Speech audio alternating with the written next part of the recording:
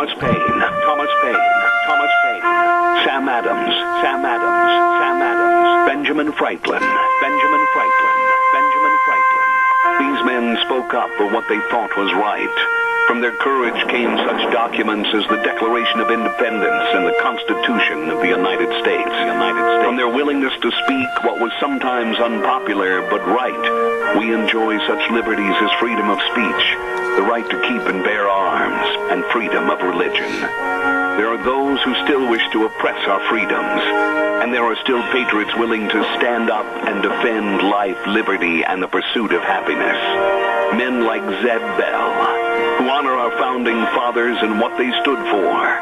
It's now time for Zeb at the Ranch, speaking up and defending your freedoms. Brought to you by Magic Valley Les Schwab Tire Centers and all of the other great advertisers on the program. And now, Zeb Bell.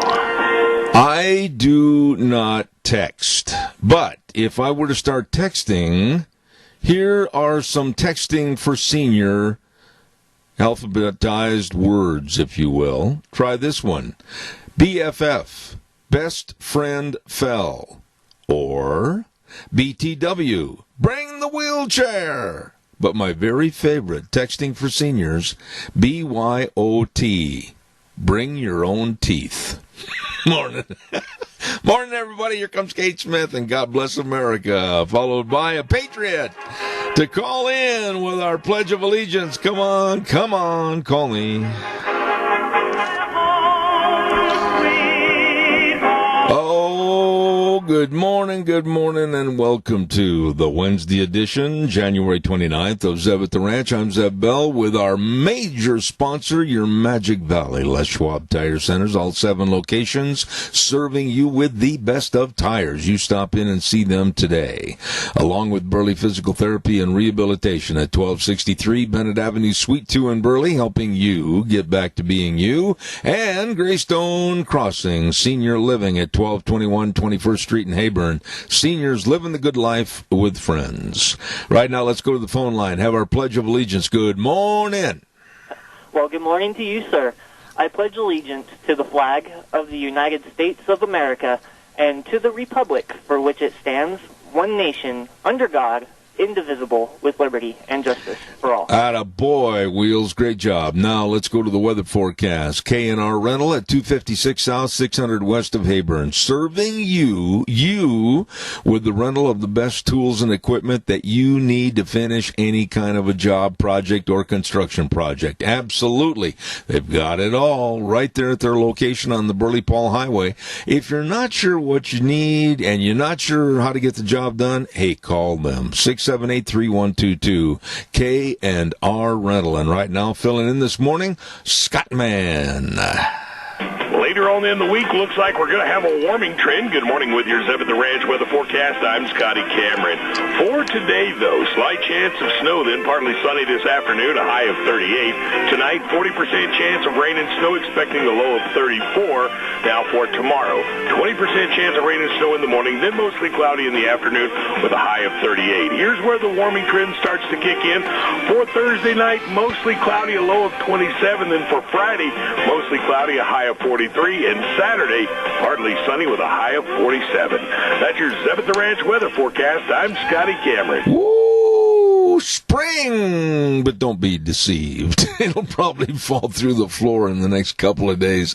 Weather forecast brought to you by K&R Rental. Roger and the crew get there early in the morning to serve you at 256 South, 600 west of Hayburn. Yep, right there on the Burley Paul Highway. K&R Rental, 678-3122. Also want to acknowledge our really dear friends over at Ramsey Heating and Electric. They've been with us for a long time on this program, and they've been in business almost 7 decades. That is amazing, and still absolutely numero one. They are the best at what they do at 2600 Overland Avenue in Burley with all your heating, cooling, and electrical needs. They open the doors at 7:30 to 5 Monday through Friday. Ramsey Heating and Electric, where they provide warm winters and cool summers. We've got a birthday wish for a very happy birthday today. today, and it goes to Michelle over at Denny's Restaurant, America's Diner. And I just want to, she is so helpful. And so helpful to get us everything we need for the lunch bunches and everything. I just hope she's listening this morning because, Michelle, we could not do Lunch Bunch without you. Thank you so much, and happy birthday. Speaking of Denny's Restaurant, oh my, they have got super menu choices, and I really want you to acknowledge the strawberry crepes for breakfast. Oh, they are so good. Just ask my wife.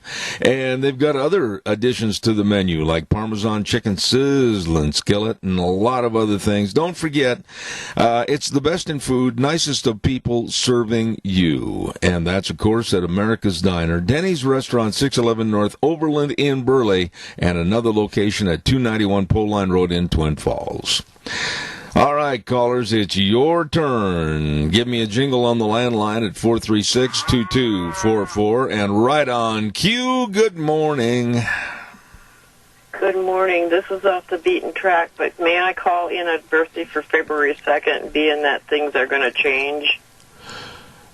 Being that things are going to change, like what? Like January is going to end and February is going to start? Oh, absolutely. I mean, go ahead, my dear. The floor is yours. Oh, you're a sweetheart. Thank you, Zeb. This is for James Trujillo on February 2nd. Okay. If you could arrange a happy birthday shout-out for him, I would really, really appreciate it for the Hazel and Colin Marriott family. All right. No, you just did. You gave the shout-out and birthday wishes, well wishes. I really appreciate that. That's nice of you to call in and say that. Well, thank you so much, Zeb. You and Deanna, you're wonderful people. We think a lot of you. Please keep up the good work, and I listen to you every day. Atta girl. Thank you so much. God's blessings to you. Thank you. You're very welcome. All right. Have a great day. I will. Thank you very much. Wow, that was nice. Oh, speaking of wow, did you hear, and if you didn't, you should be finding out about this, CNN really is painting themselves into a corner. They have hit another new low. On this one fellow's program, Don Lemon, he and two panelists got together with a conversation talking about Trump voters. And when I take this call, I'm going to come back because all three of them not only made fools of themselves, but they denigrated all of us. I'm going to talk about that in just a minute. Caller, good morning. You're on the air. Good morning. The menu at Burley Senior Center today is ham, mashed potatoes and gravy, green beans, salad, and bread pudding for dessert. Oh, boy. You can eat for $5 for any and everybody. You know, Joe, one of my very favorite desserts is bread pudding. I love that stuff. I sampled it yesterday, and it was yummy. Well, I heard that you were the official connoisseur of all the different foods there, so you're going to end up being kind of heavy-set and fat like me. Oh, no. Okay. God bless you, Joe. Thanks. Appreciate it. Have a good day. All right. Senior Center on Overland Avenue in Burley, and Joe Taylor, thank you so much. Yeah, what happened was on the Don Lemon segment show on CNN, and this guy is so pro-left. He could not, if he had a gun to his head, say anything nice about conservatism, or the Republican Party, or especially Donald Trump. Just can't do it. No, he can't do it. Well, the other two circus clowns that he had on the air with him, they started mocking and making fun of Trump voters and Trump support. And in a nutshell, they compared the Trump voters to people that were stupid, people that were with only one or two teeth in their head, and it was really sickening, the smugness and the arrogance and the arrogance of these people on this little panel. And basically they just said that anybody that votes for Trump or did vote for Trump is a person where they should have their intelligence, their IQ tested again because it's not as high as they think it is. Wow. I mean, for a major network, a major news network, to go out and isolate themselves and basically paint themselves into a corner, creating hatred with the other part of America, which is conservative, that is absolutely blatantly dumb. Caller, good morning. You're on the air. Now, was this the one where they had the Republican strategist who, for some reason, hates Trump, and they were talking about, Pompeo had asked one of the public news radio person to find Ukraine on the map, Yep. and she couldn't find it.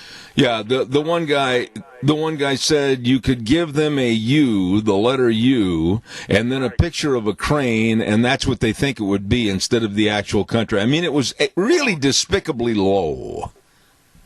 Yeah, they said even Donald Trump couldn't find it if you put a U in a crane, an actual crane there. He couldn't find it. You know, the truth of the matter is they say this. He has a rather high IQ. The things that he's accomplished, they could never give him credit for fear that the socialist, communist agenda would wither and die, and they would never have anything to say again. Yeah. There would be no power from their side. Randy, Great. Randy, let me ask you a question right there. How much, and be honest and don't rail on, but just give me a succinct answer on this. How much of this idiocy from the Mueller report and prior to that collusion with Russia and now the investigatory means and methods of the House hearing and now going to the Senate, you know as well as I do, this is nothing more than time wasted and media relation based against Donald Trump that's going to try to hurt him or stop him in the 2020 election. But my question to you is it working or backfiring?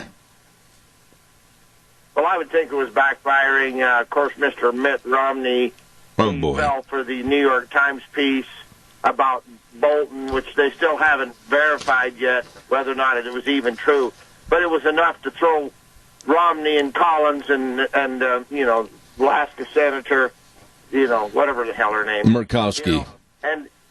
Murkowski. And so, you see, they're always going to be weak because they're worried about getting reelected. Let's hope, and I'm going to hang up after this, that the people of Utah will be done with Mr. Mitt Romney, whatever church he belongs to. Well, here's the thing. I'm not going to go into any aspects of his faith or any aspects of his own personal life. I couldn't care less.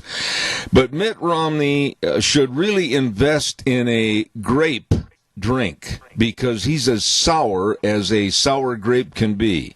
He is still pumping his chest and saying how much he hates and despises Donald Trump. And here's some of the quotes. In the heat of the 2016 GOP presidential primary, he said that Trump lacks the temperament to be president, and also he said that Trump was not very smart. That's Mitt Romney talking.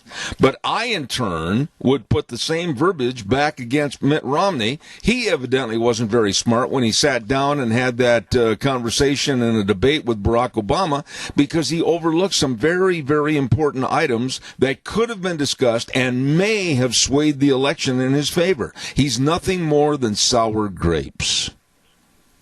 Well, let's just put it this way. If he would have beat Obama in 12, we would have been happy. But we may have ended up with him for 8 years. But because the pendulum swung so far one way, we ended up with Donald J. Trump. Yeah, but turned out to be a way better thing. Absolutely. Absolutely. I think they've got things on Romney. He's obviously not as clean as a whistle. Something's going on there, which is fine. But, if he derails this thing enough to keep it dragging on for 6 weeks, remember how McCain voted against getting rid of Obamacare? One vote screwed it clear up. Remember? Yeah. Let's hope this doesn't happen here. I want to ask you something real quick, and then we're going to open up for more callers to give us a jingle. Do you know who Joe DeGeneva is? Oh, hell yeah. Oh, okay. Former U.S. District Attorney for D.C. Believe me, he is a very outspoken individual. And he found and thought that the John Bolton book that was released and leaked when it had no business being out in front of the public, he said this: by releasing this upcoming book by Bolton, this is out of character. You wouldn't publish this book about a president for whom you worked for while he's still a president, or at least until the re-election is over. To release it now is an act of treachery. He's pretty outspoken, and he's right. I think this whole thing, as far as a leak from the New York Times about this book, it's all a setup to coincide with the Democrats demanding more at the impeachment trial that the Senate, the Republicans, are in control of, but you'd never know it. Well, that's the thing. If this witness thing goes on, and then Schumer gets to drag it on and on and on. And so, yeah. Now, Bolton, I've heard that he is just the narcissist of the worst kind. He thinks he knows better about everything. And I don't know that for a fact. But, you're right. It's almost traitorous what he's done. Yeah. And just to sell books. Yep. Maybe. Got to run, Randy. Appreciate it, buddy. Thank you. Calls welcome, 436-2244, 1-866-927-4587. Many of the people that I call on a daily basis back east to find out what the temperature and the complexion of problems is in Washington, D.C. with politics have stated to me a long time ago, that former National Security Advisor John Bolton is a man not to be trusted because he is absolutely a warmonger. Okay, keep that in your hat for a minute. Caller, stand by. I'll be right with you. I want to remind everybody about Dino Septic Service. Oh, they do the job that you and I don't want to do. You don't want to be standing out there pumping a septic tank. You don't want to be out there cleaning a sewer and sink drain line. Oh, no. Well, they do. That's their business, and they are so good. Just get a hold of Dino Septic Service today at 436-6526 or 678-1638. Dino Septic Service with the big truck that says smells cargo on the way. Caller, good morning. You're on the air. Good morning, sir. Excuse me. Deb, did you see where Yale University has canceled their art classes because it's too white? I had heard rumblings about that. Let's see, today's Wednesday. I'd heard a little bit from one of the people I talked to back in D.C., and I don't have any official writings or anything from various people on that subject, but it's just one of the many stories where there is an anti-white, anti-Caucasian movement going in this country. And if, sir, I want you to respond to this, if the Democrats, for heaven's sake, help us all, do attain the presidency and power, someone the likes of Elizabeth Warren, you and I are in big trouble. Well, sir, you said it all. But the problem is, let me ask you, 100%. Of all the people that you know, and of all the places that you go and maybe strike up a conversation or have a political conversation in the process, have you honestly heard a lot of people that you know or overheard conversations that really want Trump out of office? They can't stand the man. They don't want the Republicans in power. They want the idiocy of the liberal left. Tell me, have you heard that? No. Excuse me. No, I haven't. We do the coffee shops in the morning course conversation. It comes up all the time. I have not heard that not one person. And it makes you kind of wonder here where all the Democrats are, because you never hear anything from them. Well, that's my whole point. Yeah, that's my whole point. I travel probably a lot more than most people, and I have traveled a lot more than most people. I mean, on the road for over 225 days, 26 days a year, I mean, almost 3/4 of the year. And I have asked people a lot of questions about politics to get their feeling. And honestly, sir, of all the people that I've ever talked to, I think I've only run into two people that were really vocal against Donald Trump and what he's done for America. That's true, and I'm from South Carolina originally, and I have family back there still, nephews and what have you, and you hear this thing about South Carolina is for Trump, and for Biden and all of those people, and I'm talking to people back there, and that doesn't seem to be the norm back there. So see, that's another, I don't know, it's just not getting out. What do you think the Democratic Party right now this morning, and here's a hard question to answer, but what do you think the Democratic Party this morning, right now on January 29th, has to offer the American people that they're not already getting much better with Donald Trump? That's easy, nothing. Bingo, you win. Clean off your spot, take all the corn off the card, and get ready for a new game. You hit it right on the head. Nothing. One other quick thing. I wonder if you would consider, I'm sick and tired of it. It's just a bullying thing. Would you consider doing a segment on that? I think it would be a lot of people that would call in on that. No, there's no question about it. As a matter of fact, I had done one about 7-8 months ago last fall, but I very much appreciate your observance on this, and I will put it together. I've got just the people that can talk about it, and I'll get them on the air or bring them to the studio or on the phone, but that was a very astute thing. I will take care of that, my friend. Thank you. Well, I would appreciate that, because I from the Carolinas, and I went to school back there 70 years ago. I'm telling my age, 70 years ago, and there were certain things that they did at that time to take care of it. I think if we could get rid of some of these so-called liberal, that some of that stuff would work. Be looking forward to it. Thank you very much for your phone call. It's always appreciated. God bless you. Thank you. You bet. Ladies and gentlemen, don't forget Sophie's Chatterbox. Every Monday at 8:30, we give away a dozen cookies from Sophie's Chatterbox if you can answer the trivia question. That's right. They're located at 530 East Street, right on the square in Rupert. Delicious restaurant. Phenomenal bakery at Sophie's Chatterbox. All right, calls are welcome. 436-2244, 1-866-927-4587. I want to go back to this Don Lemon thing for a minute. Lemon. He tries to flare up his name. Don Lemon here. Well, I'll call him Don Lemon because he's about as sour as one. What is happening with this is the fact that CNN can't afford right now to lose any of the ratings and any of the viewers. Their news core has really suffered. And the proof's in the pudding. This isn't me talking, but Fox News has just absolutely escalated to the top of the pile where they're almost beyond reproach. Everybody else is getting a sore neck looking up to Fox News. Now, that should tell you a lot.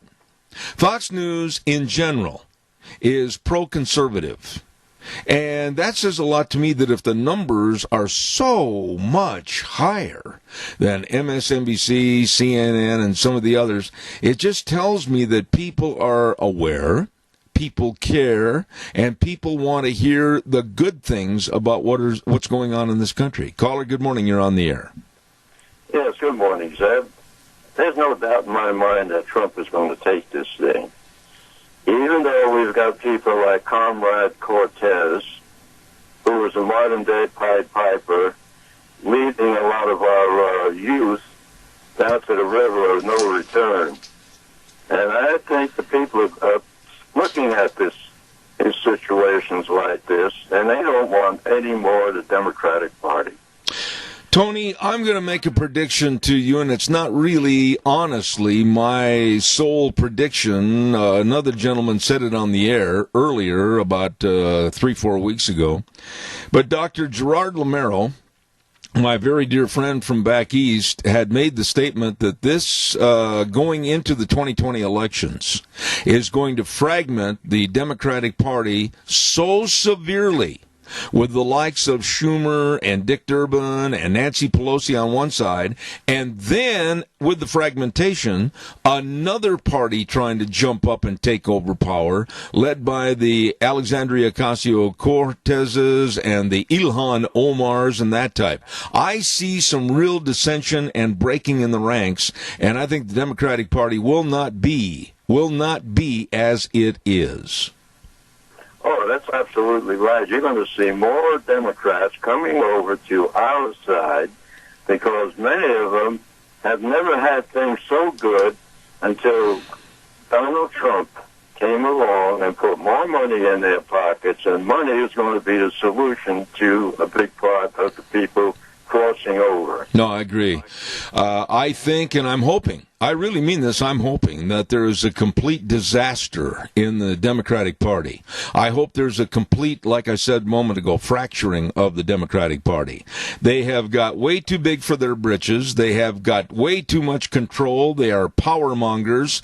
And the split between the Pelosi types versus the young socialist types like Alexandria Ocasio-Cortez, I think is going to be like two junkyard dogs fighting each other. And quite frankly, it's going to be fun watching. Well, another thing that's going to happen, the reason we're having so many of these stalling tactics going on is because they're hesitating, because they know at some point they're going to have to admit they have been wrong and Donald Trump has been right. I agree with you, and I think the stall tactics are one of the big things why we are seeing outlandish support for Donald Trump. He spoke last night in New Jersey, and he spoke in an auditorium that only held 7,500 people, but they had over 140,000 inquiries for people trying to get tickets. What does that tell you? I saw that last night, and I jumped up and down when I saw that. All right, Tony. Hey, God bless you. Go give Mary a kiss on the cheek, have another cup of coffee, and enjoy your day. I certainly will. All right, buddy. Caller, I'll be right there. Stand by. I want to remind everybody about Berry Equipment and Rental, sales, service, and parts, and they've got three locations to serve you with the equipment that you need for the jobs of lifting and digging and pushing and carrying and grading and leveling. Oh, they got the big dudes. They've got all the Doosan wheel loaders and excavators. They got all the Bobcats in all the sizes. They got a brand new inventory in there, and they want to serve you. What do? You call them or stop in. 159 West Highway 30 in Burley, 465 Addison Avenue West in Twin, or the Napa location for Berry Equipment and Rental. Caller, good morning to you. Good morning, sir. My friend. Yeah, you sound like you're in a barrel. I do? Anyway, I agree with you on the Democrats where their party's going to be fractured, but I also would like to take it one step further and clean all of the swamp rats out of the Republican Party. Get rid of them. Expose them for who they are. Well, okay, now I want to go back to what you said. You sound like I'm in a barrel. It sounds not coming through correctly this morning, or what?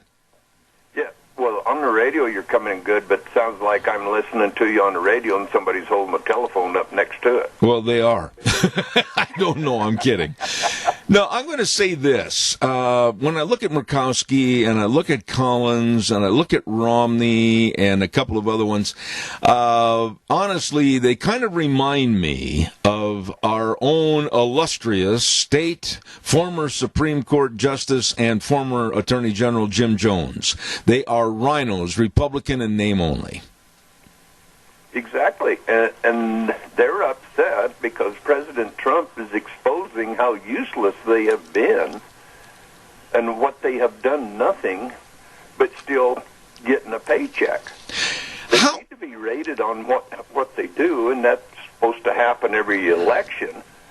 But the uninformed voters out there that just go in and put I know that name, and put a check by it, is the reason that they're still in office. Let me ask you something, Doug, honestly, and I know you follow politics a lot, so think about this.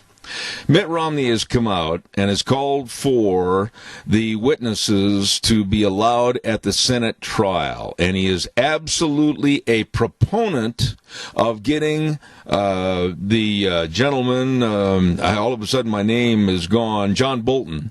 He's absolutely a proponent for John Bolton to testify, and he drops it right there and puts a period on his sentence.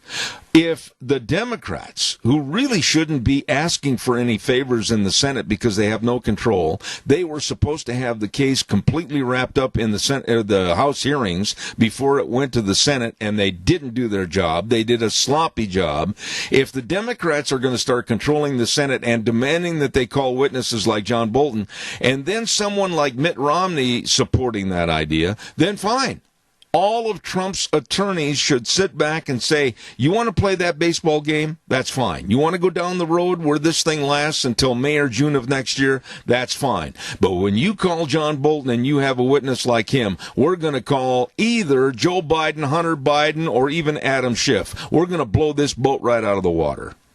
Exactly. I mean, the Democrats, be careful what you ask for, because you just might get it. Yeah. And it'll be the first time in this impeachment inquiry, if they do ask for witnesses, and some Republicans get to call their witnesses, it'll be the first time that the president has been represented in this impeachment, because it was a star chamber for I don't know how many days down in the basement, and they won't release one of the testimonies from down in the basement. They didn't call him in front of the public because everything he said was for Trump and against the impeachment. Here's what I would do, and I thought about this last night, and you might think this is not a good idea, but I do. If I were Donald Trump this morning in the Oval Office, I would have my secretary pick up the phone and call the office of Mitt Romney, Murkowski, and the others. And I would say, what's on your schedule for this afternoon at 3 p.m.? Well, this, that, and the other. All right, we're all going to get together in the Oval Office, and I want you, senators, Murkowski, Collins, etc., to sit here, and especially Romney, right across my desk and tell me, A, what have you got against me? B, what did I say so damning in the tapes and the writing out of the phone conversation? I want to have your entire opinion on why you want to see me possibly get impeached. And I think he could nip a lot of things in the bud right there. Personally, I think they wouldn't show because they're too scared to show up face-to-face. They like to do it over the media. Well, I can't argue that, because when I used to, and this is really something, I think you would agree with this, I used to support Mitt Romney. I used to think with his image and what he's done for the Olympics when it was in Salt Lake and everything, a hardworking man, I used to like his thinking, but now I'm seeing nothing but a spoiled, sour grape attitude that he didn't get the election and he doesn't have the personality to accept Trump for what he is, a human being, and I don't want anything to do with Mitt Romney. Yeah, like, I can't think who it is that calls him Mittens. Oh, that's Rush Limbaugh. Yeah. Calls him Mittens. Anyway, I've talked to a guy that's from Utah, and he's very involved in the politics down there. And I asked him, I says, how come you guys put Mitt Romney on the ticket? He said, Mitt Romney bought his way on the ticket. He hired two firms to go out and get a bunch of signatures to get his name put on the ticket. Yeah. And I said, really? He said, yeah, usually we would have like a caucus. You get together and a bunch of people in different districts get together and they decide, okay, we like this guy. And then all the districts get together and they'll say, okay, yeah, this is the one we'd like to put on the ticket. And everybody agrees on it. But they changed it down there where it's signatures, and Mitt Romney hired two firms to go out and get signatures to get him on the ticket. Well, all I'm going to tell you is that the very low-class, low-life impeachment hearings in the House and now the Senate trial, it's just absolutely a waste of time. It's a waste of money. I totally agree with one of Trump's attorneys, Jay Sekulow, that danger, danger, danger lurks in the corner if the Democrats push this much farther. And you know what? He's 100% correct.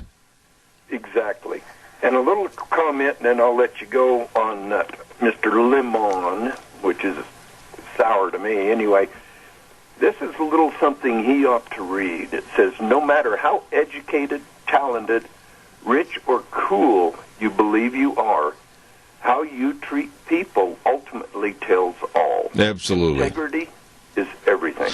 You know, I totally agree, but as a conservative myself, sitting here talking to a conservative, I really was surprised that CNN, in many respects, the biggest news network, and has been so for a long time, but now not number one anymore, Fox News is, that they would try to paint themselves into a corner by Lamont and his guest statements that Trump supporters are snaggletooth or don't have any teeth, they're not really smart, and just absolutely belittling them. That did not do that network or Don Lemon any good.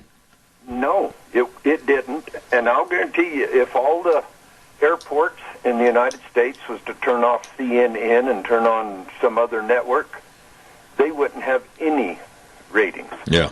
I got to run, Doug. Thanks, buddy. I appreciate it. Hey, everybody, let's do what we can for our senior centers. Let's support them. Go eat there. It'll be an enlightening day if you go have lunch at a senior center. Absolutely. Thanks, Doug. I want to just cover a little ground here and take some more calls in regards to the Democrats pushing for John Bolton's to testify in front of the Senate trial. Keep in mind that the questions that would be asked and the answers, perhaps, that would be given by Bolton, you have to really discern what is, for national security purposes, going to be allowed. There were conversations regarding countries and country leaders that Bolton, as brazen as he is as a former national security advisor, and quite frankly, he went head-to-head with almost everybody in the administration trying to have a war here, we got to go in and stop him here, we'll drop a bomb here, etc., and that's a fact. John Bolton had better be really careful, and so should the Democrats, because they might be opening up a Pandora's box by absolutely demanding tomorrow on Friday, day after tomorrow, I lost the day. Day after tomorrow on Friday, when that vote comes up for the witnesses, they may have taken a bucket of paint and painted themselves into a corner.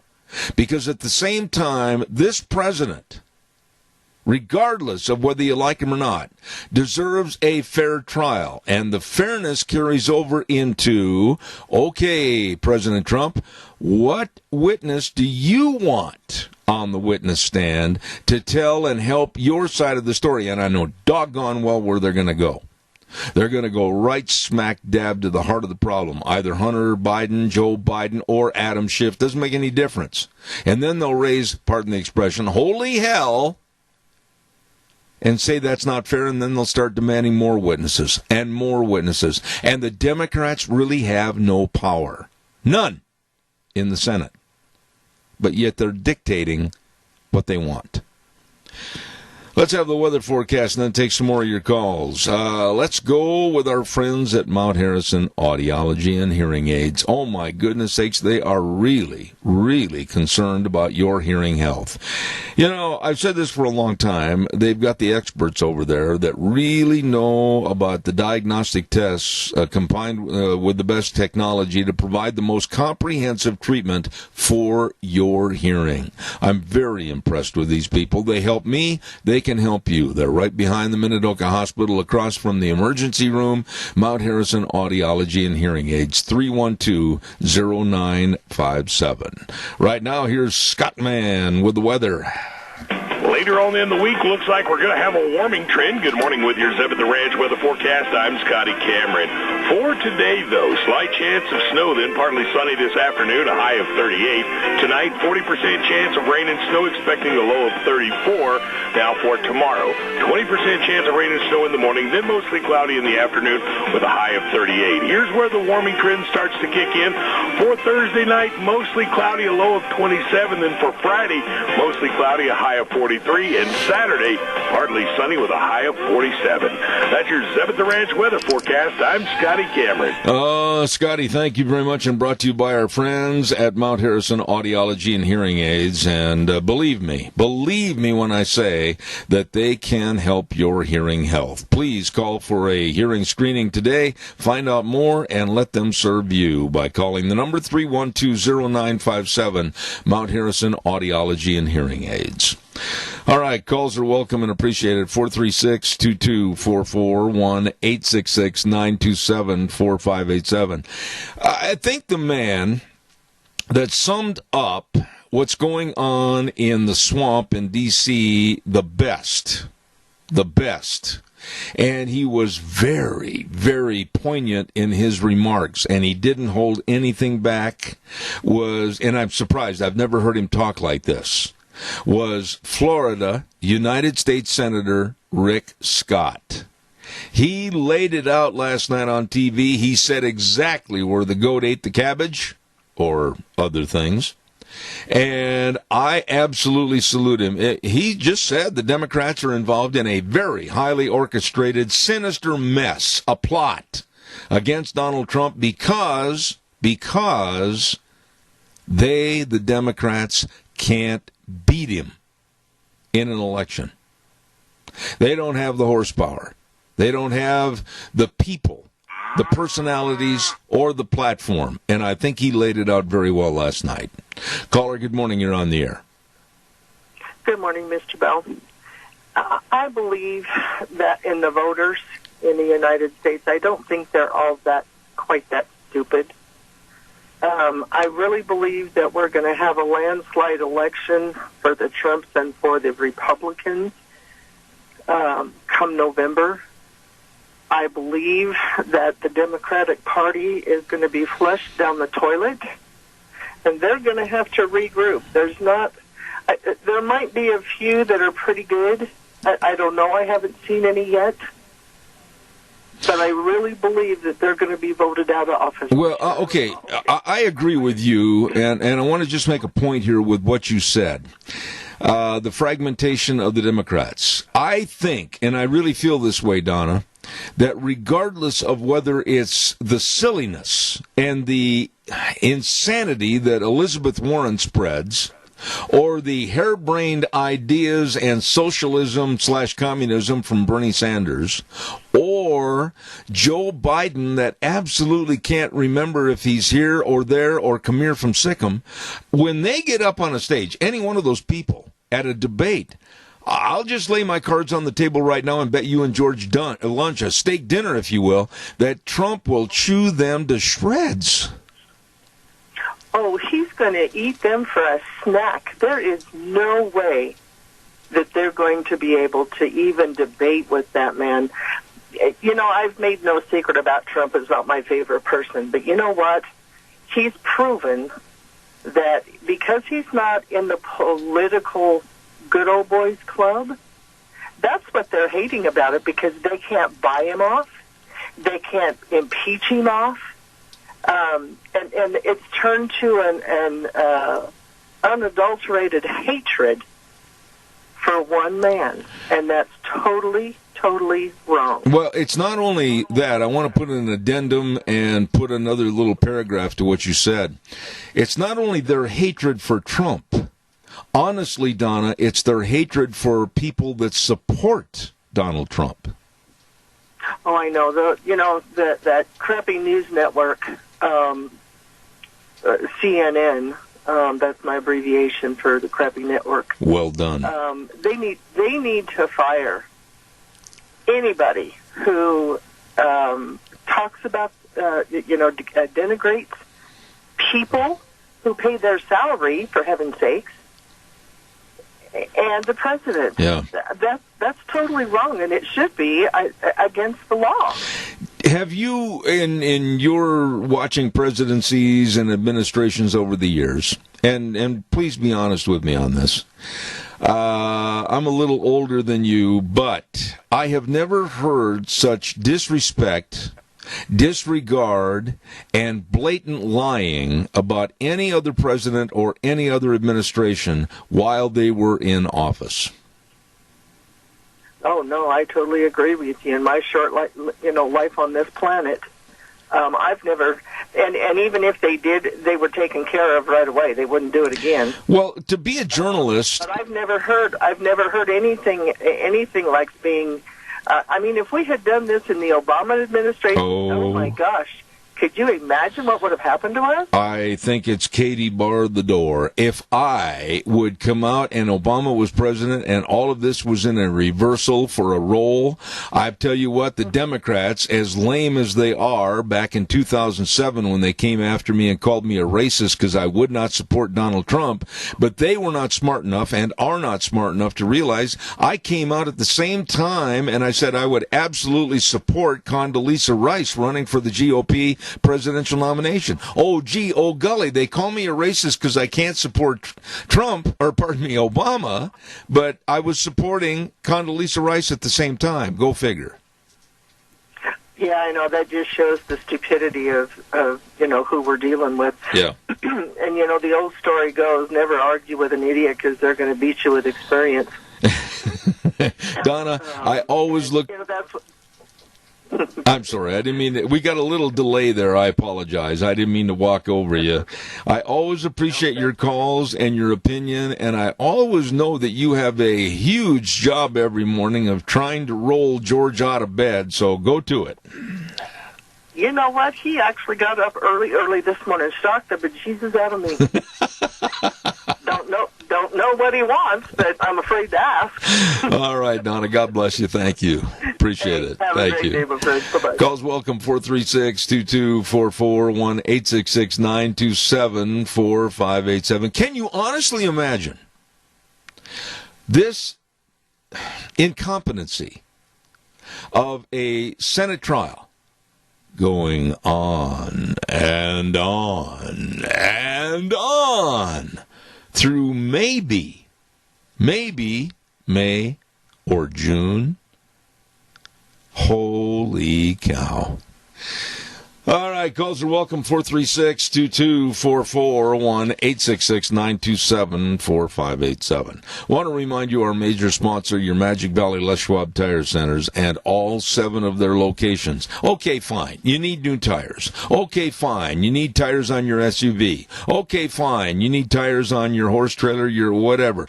Oh, but you now need tires for your loader on the dairy, or your backhoes, or your skid steers. Absolutely.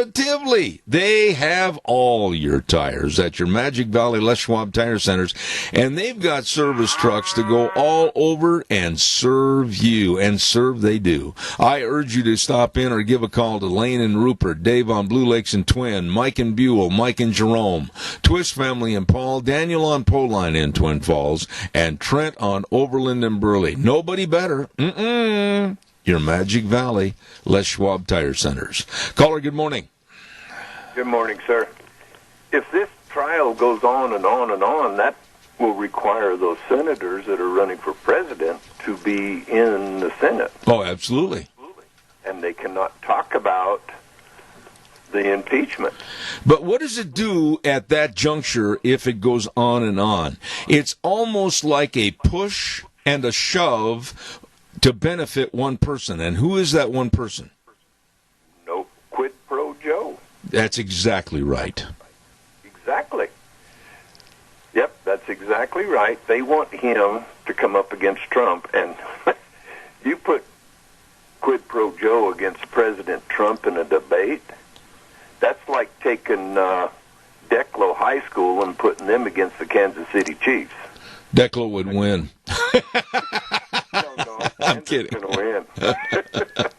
Declo's always had a really good sports program, and you'll never hear old Zeb Bell say anything negative about their football program. They're tough. But, it's just like taking a high school football team and putting them against the Kansas City Chiefs. Absolutely. And Joe could not cannot hold a candle to President Trump. He is not near as smart as President Well, you know, let me ask you this. So I'm almost out of time. I got 30 seconds left. But when Biden is out in the public trying to have these little mini rallies of where they may have 50, 60 people as compared to Trump's 100,000. But when he's out there, he's very measured and very staunch about how he gives his answers. Have you ever noticed he talks real slow and kind of hunches over and thinks? He is not good on his feet. And at a debate, oh my goodness, it would be the Custer's last stand. Yeah, and where he told that one voter he talked to, I seen it on a little clip of it, where he said, well, go vote for someone else. Yeah. It's going to be fun, Dougie. I got to run, buddy. Thank you. Okay, God bless. All right, take care. We've got to get out of here for a few minutes, and Wheels is going to turn on the big boys with CBS News. They're going to come in and destroy everything with their liberal attitude. And at 9:06, we've got Dave Bigo coming on. And then at 9:30, another of my favorite guests, United States Air Force retired Brigadier General Robert Spalding. Don't go away. Zeb at the Ranch. Oh, morning, good morning, good morning, and it looks like we might get more rain or snow. Zeb at the Ranch, good morning to you with our major sponsor, your Magic Valley Les Schwab Tire Centers. All 7 locations, really serving you the best of tires and service. You be sure and stop in and see them today. Along with some of our great friends, Burley Physical Therapy and Rehabilitation at 1263 Bennett Avenue, Suite 2 in Burley, helping you get back to being you. And, of course, Greystone Crossing Senior Living at 1221 21st Street in Hayburn. Oh, these are good folks. Seniors living the good life with friends. Right now, this good word for Western Waste. From the canyons of the Snake River and all across southern Idaho, we're all at your disposal. Western Waste Services, we care about our community, our resources, and this free land. Western Waste Services is lending a hand, always at your disposal. Western Waste Services. I want to tell you how much I'm really proud to have Western Waste on my program, because they're doing so much for the community, and they have a program called the Power in Pink program to help trash cancer.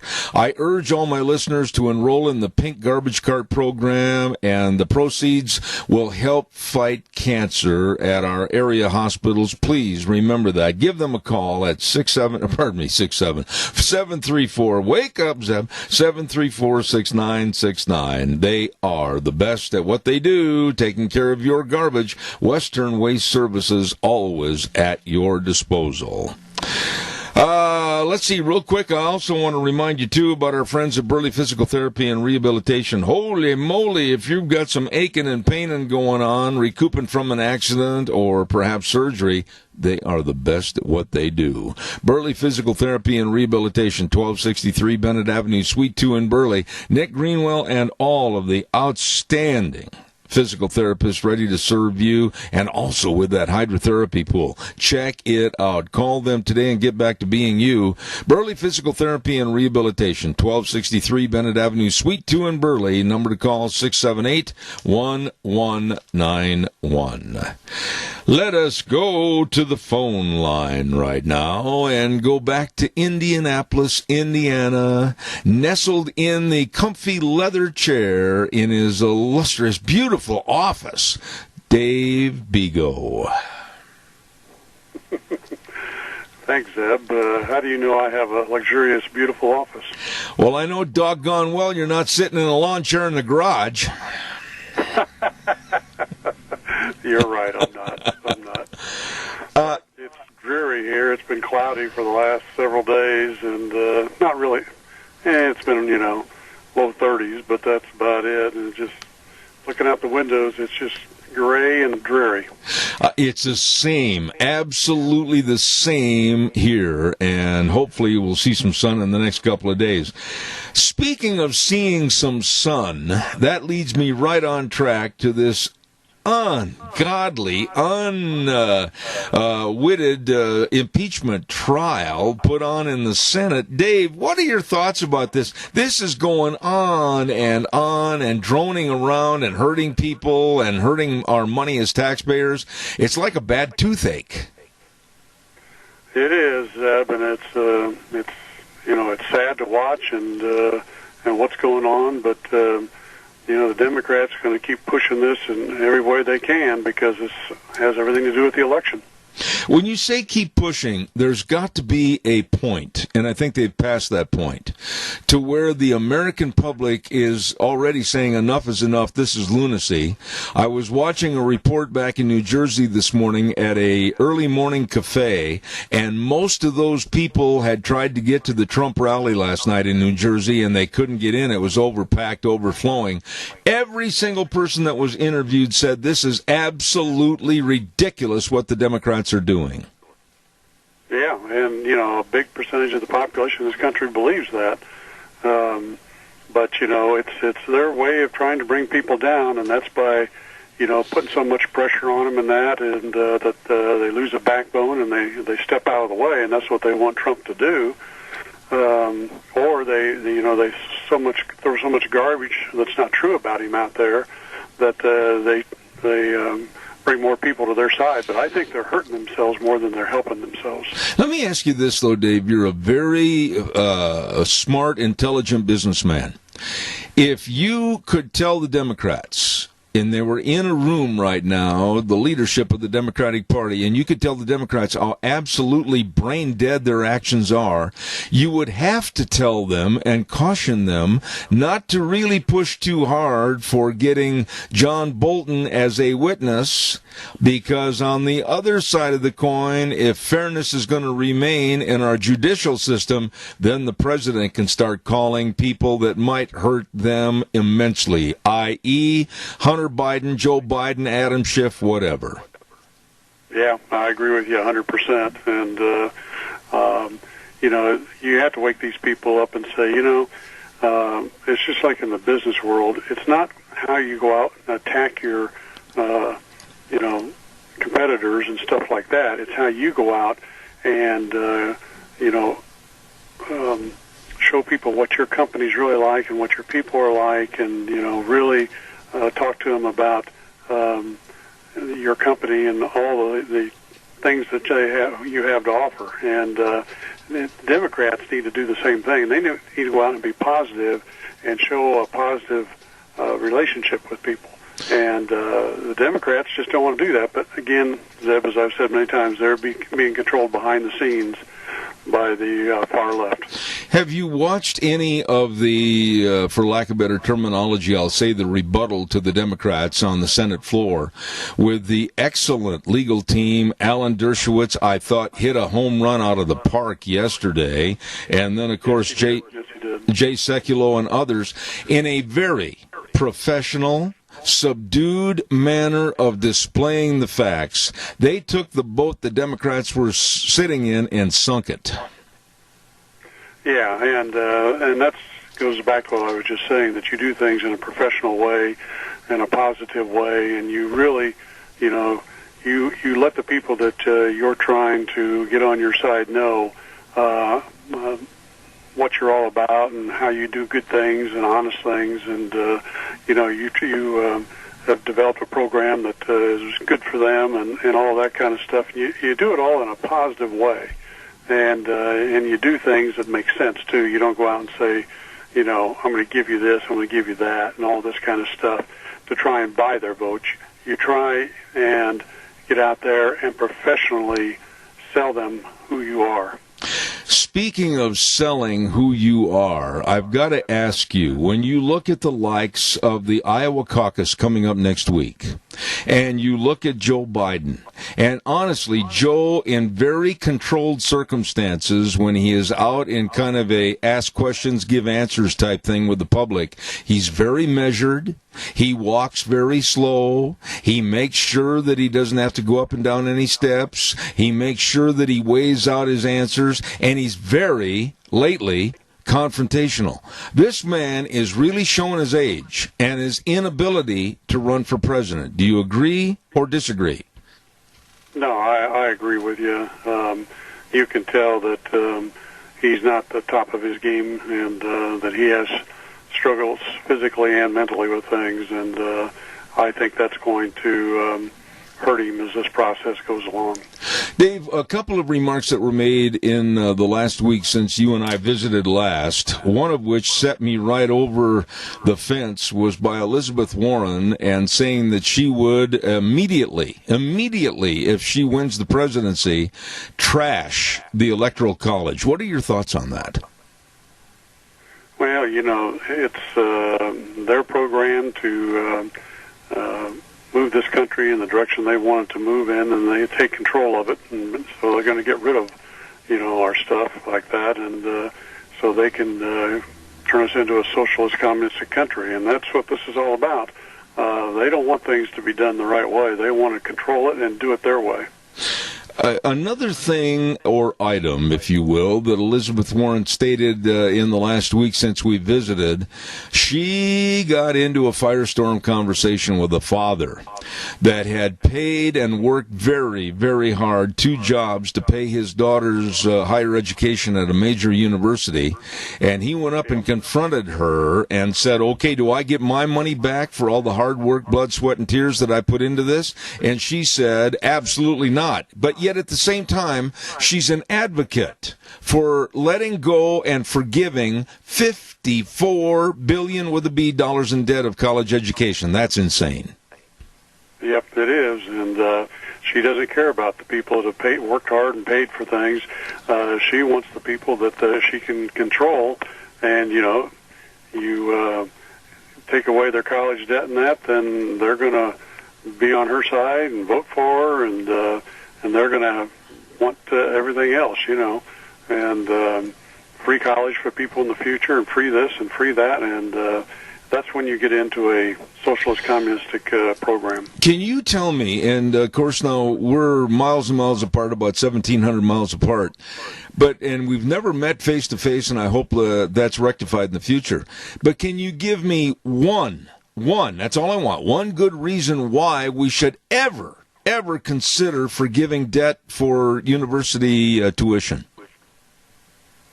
No. People need to understand that they have to work through life and work hard and find ways to improve themselves and move up and pay for things, and that's the way it should be. And but too many people want things just given to them. And we got to get away from that. It's just like our entitlement programs in this country. They've been scaled back some, but they need to be scaled back some more, because too many people want to sit home and do nothing and just get money from the government. Absolutely.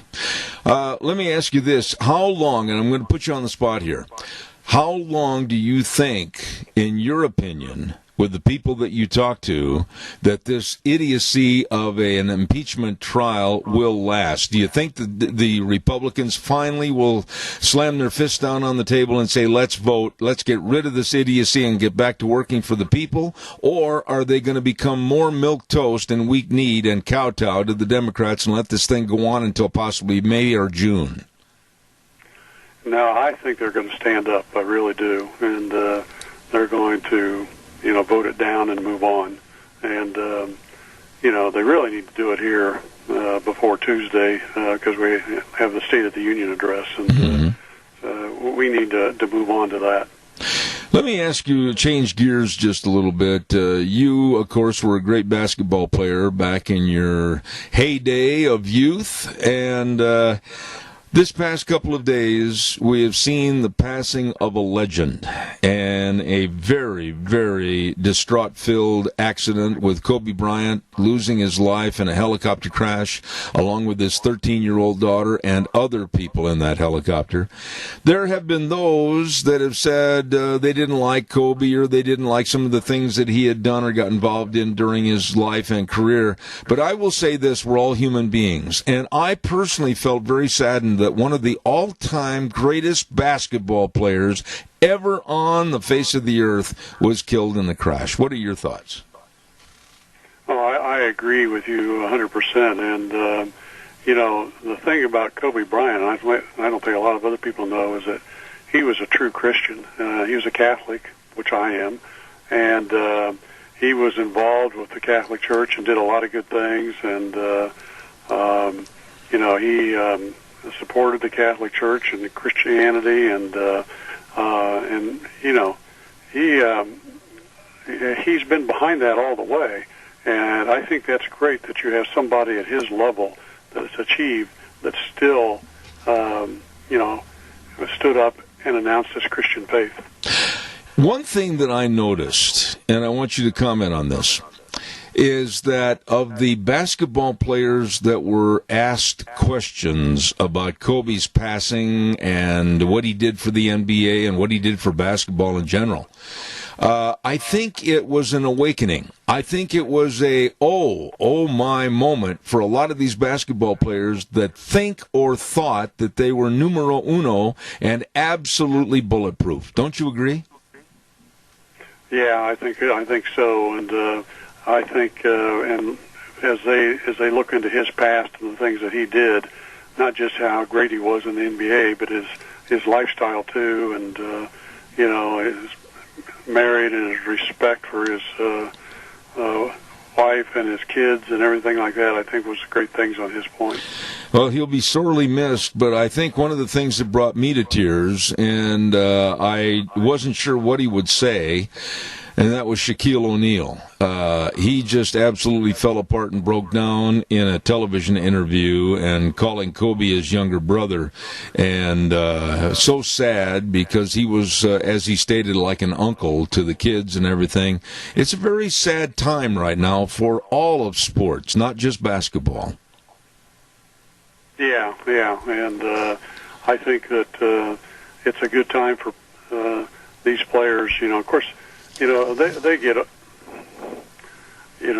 this stuff in their head because, you know, they go out and they're making all this money and doing all this stuff, and then they hear these other people tell them, oh, you ought to do this and you ought to do that, and, you know, people trying to control them too from a mental standpoint. And but when you look at a guy like Kobe, you know, he did things the right way, and even though he was the greatest basketball star, and you know, and they need to understand the same thing. They got to step back and they got to run their life in a way that is good for people, good for their family, good for this country, and everything else, and not listen to some of this other stuff that goes on. And I have to tell you that you know, his fellow parishioners mourned his death at a rosary service and said he's a true man of God. Let me ask you this. We've kind of touched on it in a previous program months and months ago, but due to the fact that you, in your basketball career, etc., and then a lot of these kids going right straight from high school into professional ranks and offered these multi-million-dollar contracts, Kobe Bryant is indicative of that because he went right straight as a 17-year-old right into the NBA.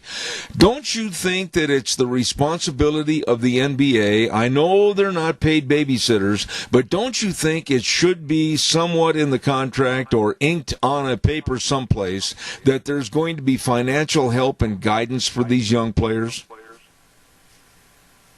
Yeah, and of course, you know, these basketball players are in a union, and the union control things too, and that's part of the problem. Yeah, but what I'm saying is so many, and you know this is true. I don't care if it's baseball, football, or basketball, or whatever.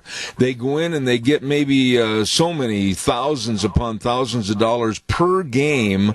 They don't know anything about life or managing their money, and many of which, when they retire, they are dirt broke.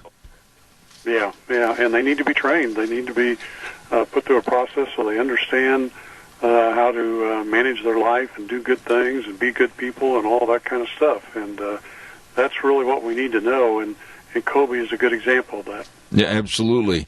He had a lot of entrepreneurship with a lot of things that he wanted to get involved in, of which filmmaking was one, and he had already won, an Emmy or an Oscar for his last film that he put together. He had an outstanding career ahead of him, and I'm deeply saddened that had to happen to him and his family.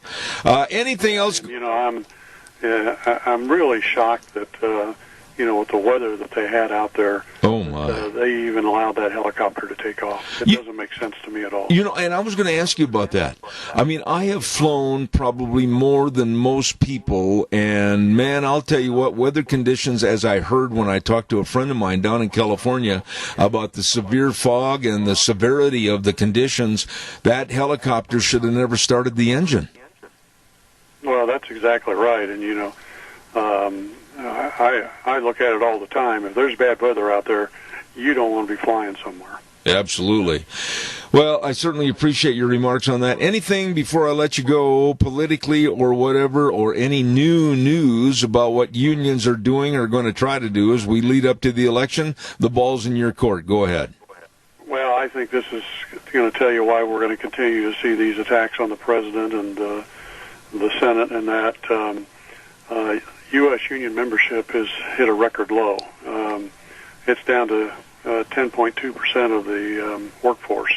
And, back in the 30s and 40s, and it was about 35 to 40%. And it continues to go down, and it's dropped another 2 or 3% in the last year or so. And so the unions are desperate because they need to get more union members back because they can get the union dues that they use for their own pocketbook and their political agenda. And I think people need to wake up and look at this and keep their eyes open. Okay, but explain that a little further, and I've got 2 minutes left. When you say the unions are desperate and people need to keep their eyes open, what kind of insidious things do you look for from the unions? Well, it's these, because they're training and controlling. I mean, if you look at Sanders and Biden and Warren and all of them, their campaigns are being run by the unions. And these attacks that you're seeing on people and the president and the Senate and other people from the Republican side running for office, and that's what they're making happen. Plus, they're the ones out there saying, oh, we're going to give you this and all this, and we're going to take care of this for you. It's the same type of tactics they use against me. Well, I want to tell you how much I appreciate you coming on the program again this morning, and you always add a lot of insight to my day, and I appreciate it. Dave Bigo, Indianapolis, Indiana. Best of blessings to you. By the way, how's your lovely wife doing after her surgery? She's doing fine. She's doing fine. It's just been, she can't walk on that foot, and so it's just hard for her to do things and that, so I'm spending a lot of time doing things around the house to help her out.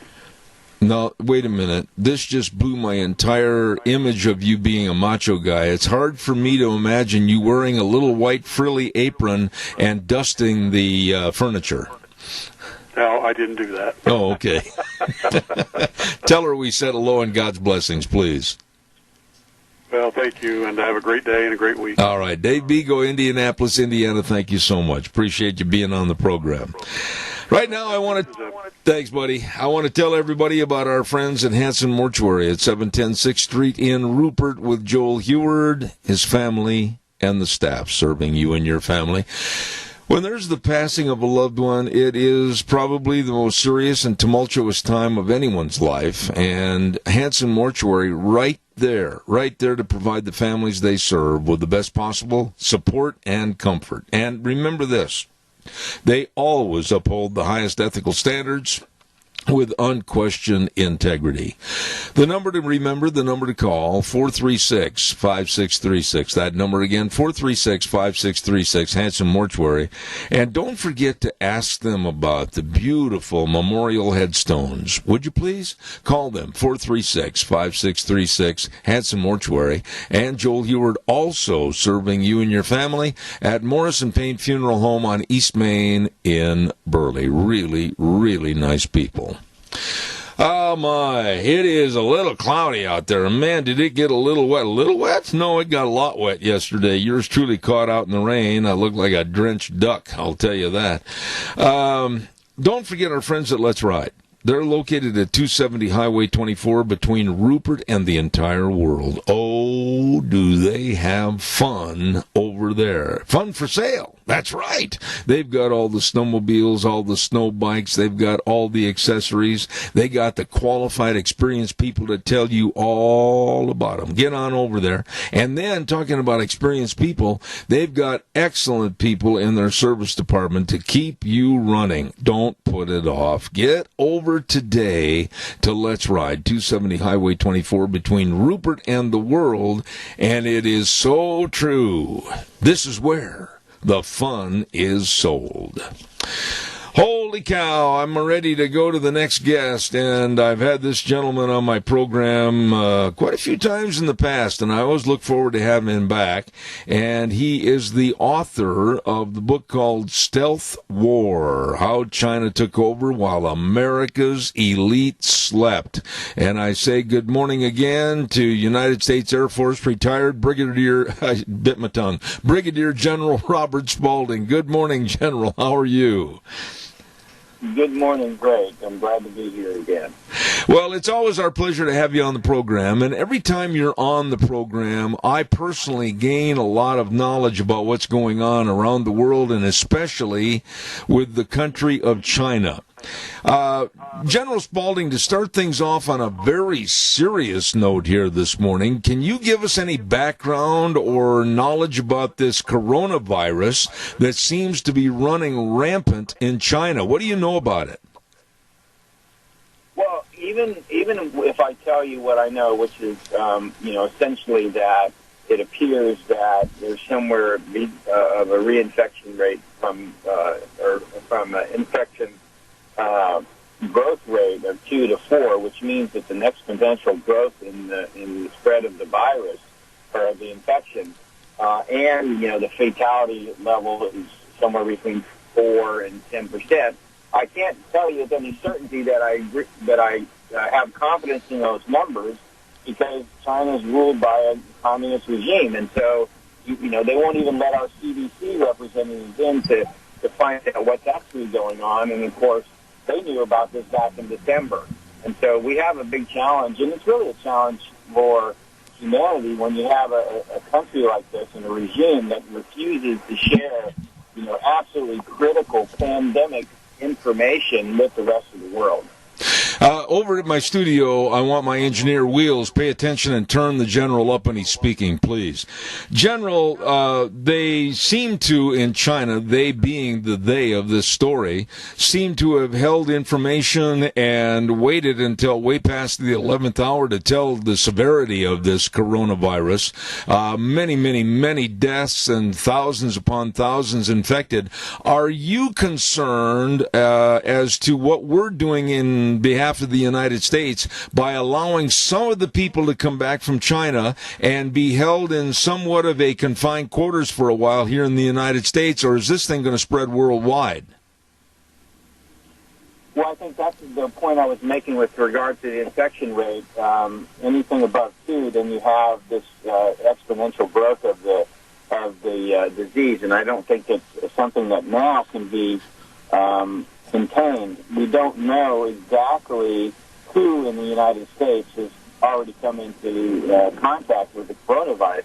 It's got a 10 days incubation period, and so the challenge is identifying all these people that may potentially have a problem, before it spreads further into the United States. So I think we're at a point now where we're going to have to aggressively go after it when it appears, but we're in this really sensitive time where the next 3 weeks we're going to know how serious this is. General, I'm going to ask you today, we have a little bit of a phone line connection. Evidently, it might be weather-related, but if you could hold that phone really still and speak a little louder, we'd appreciate it.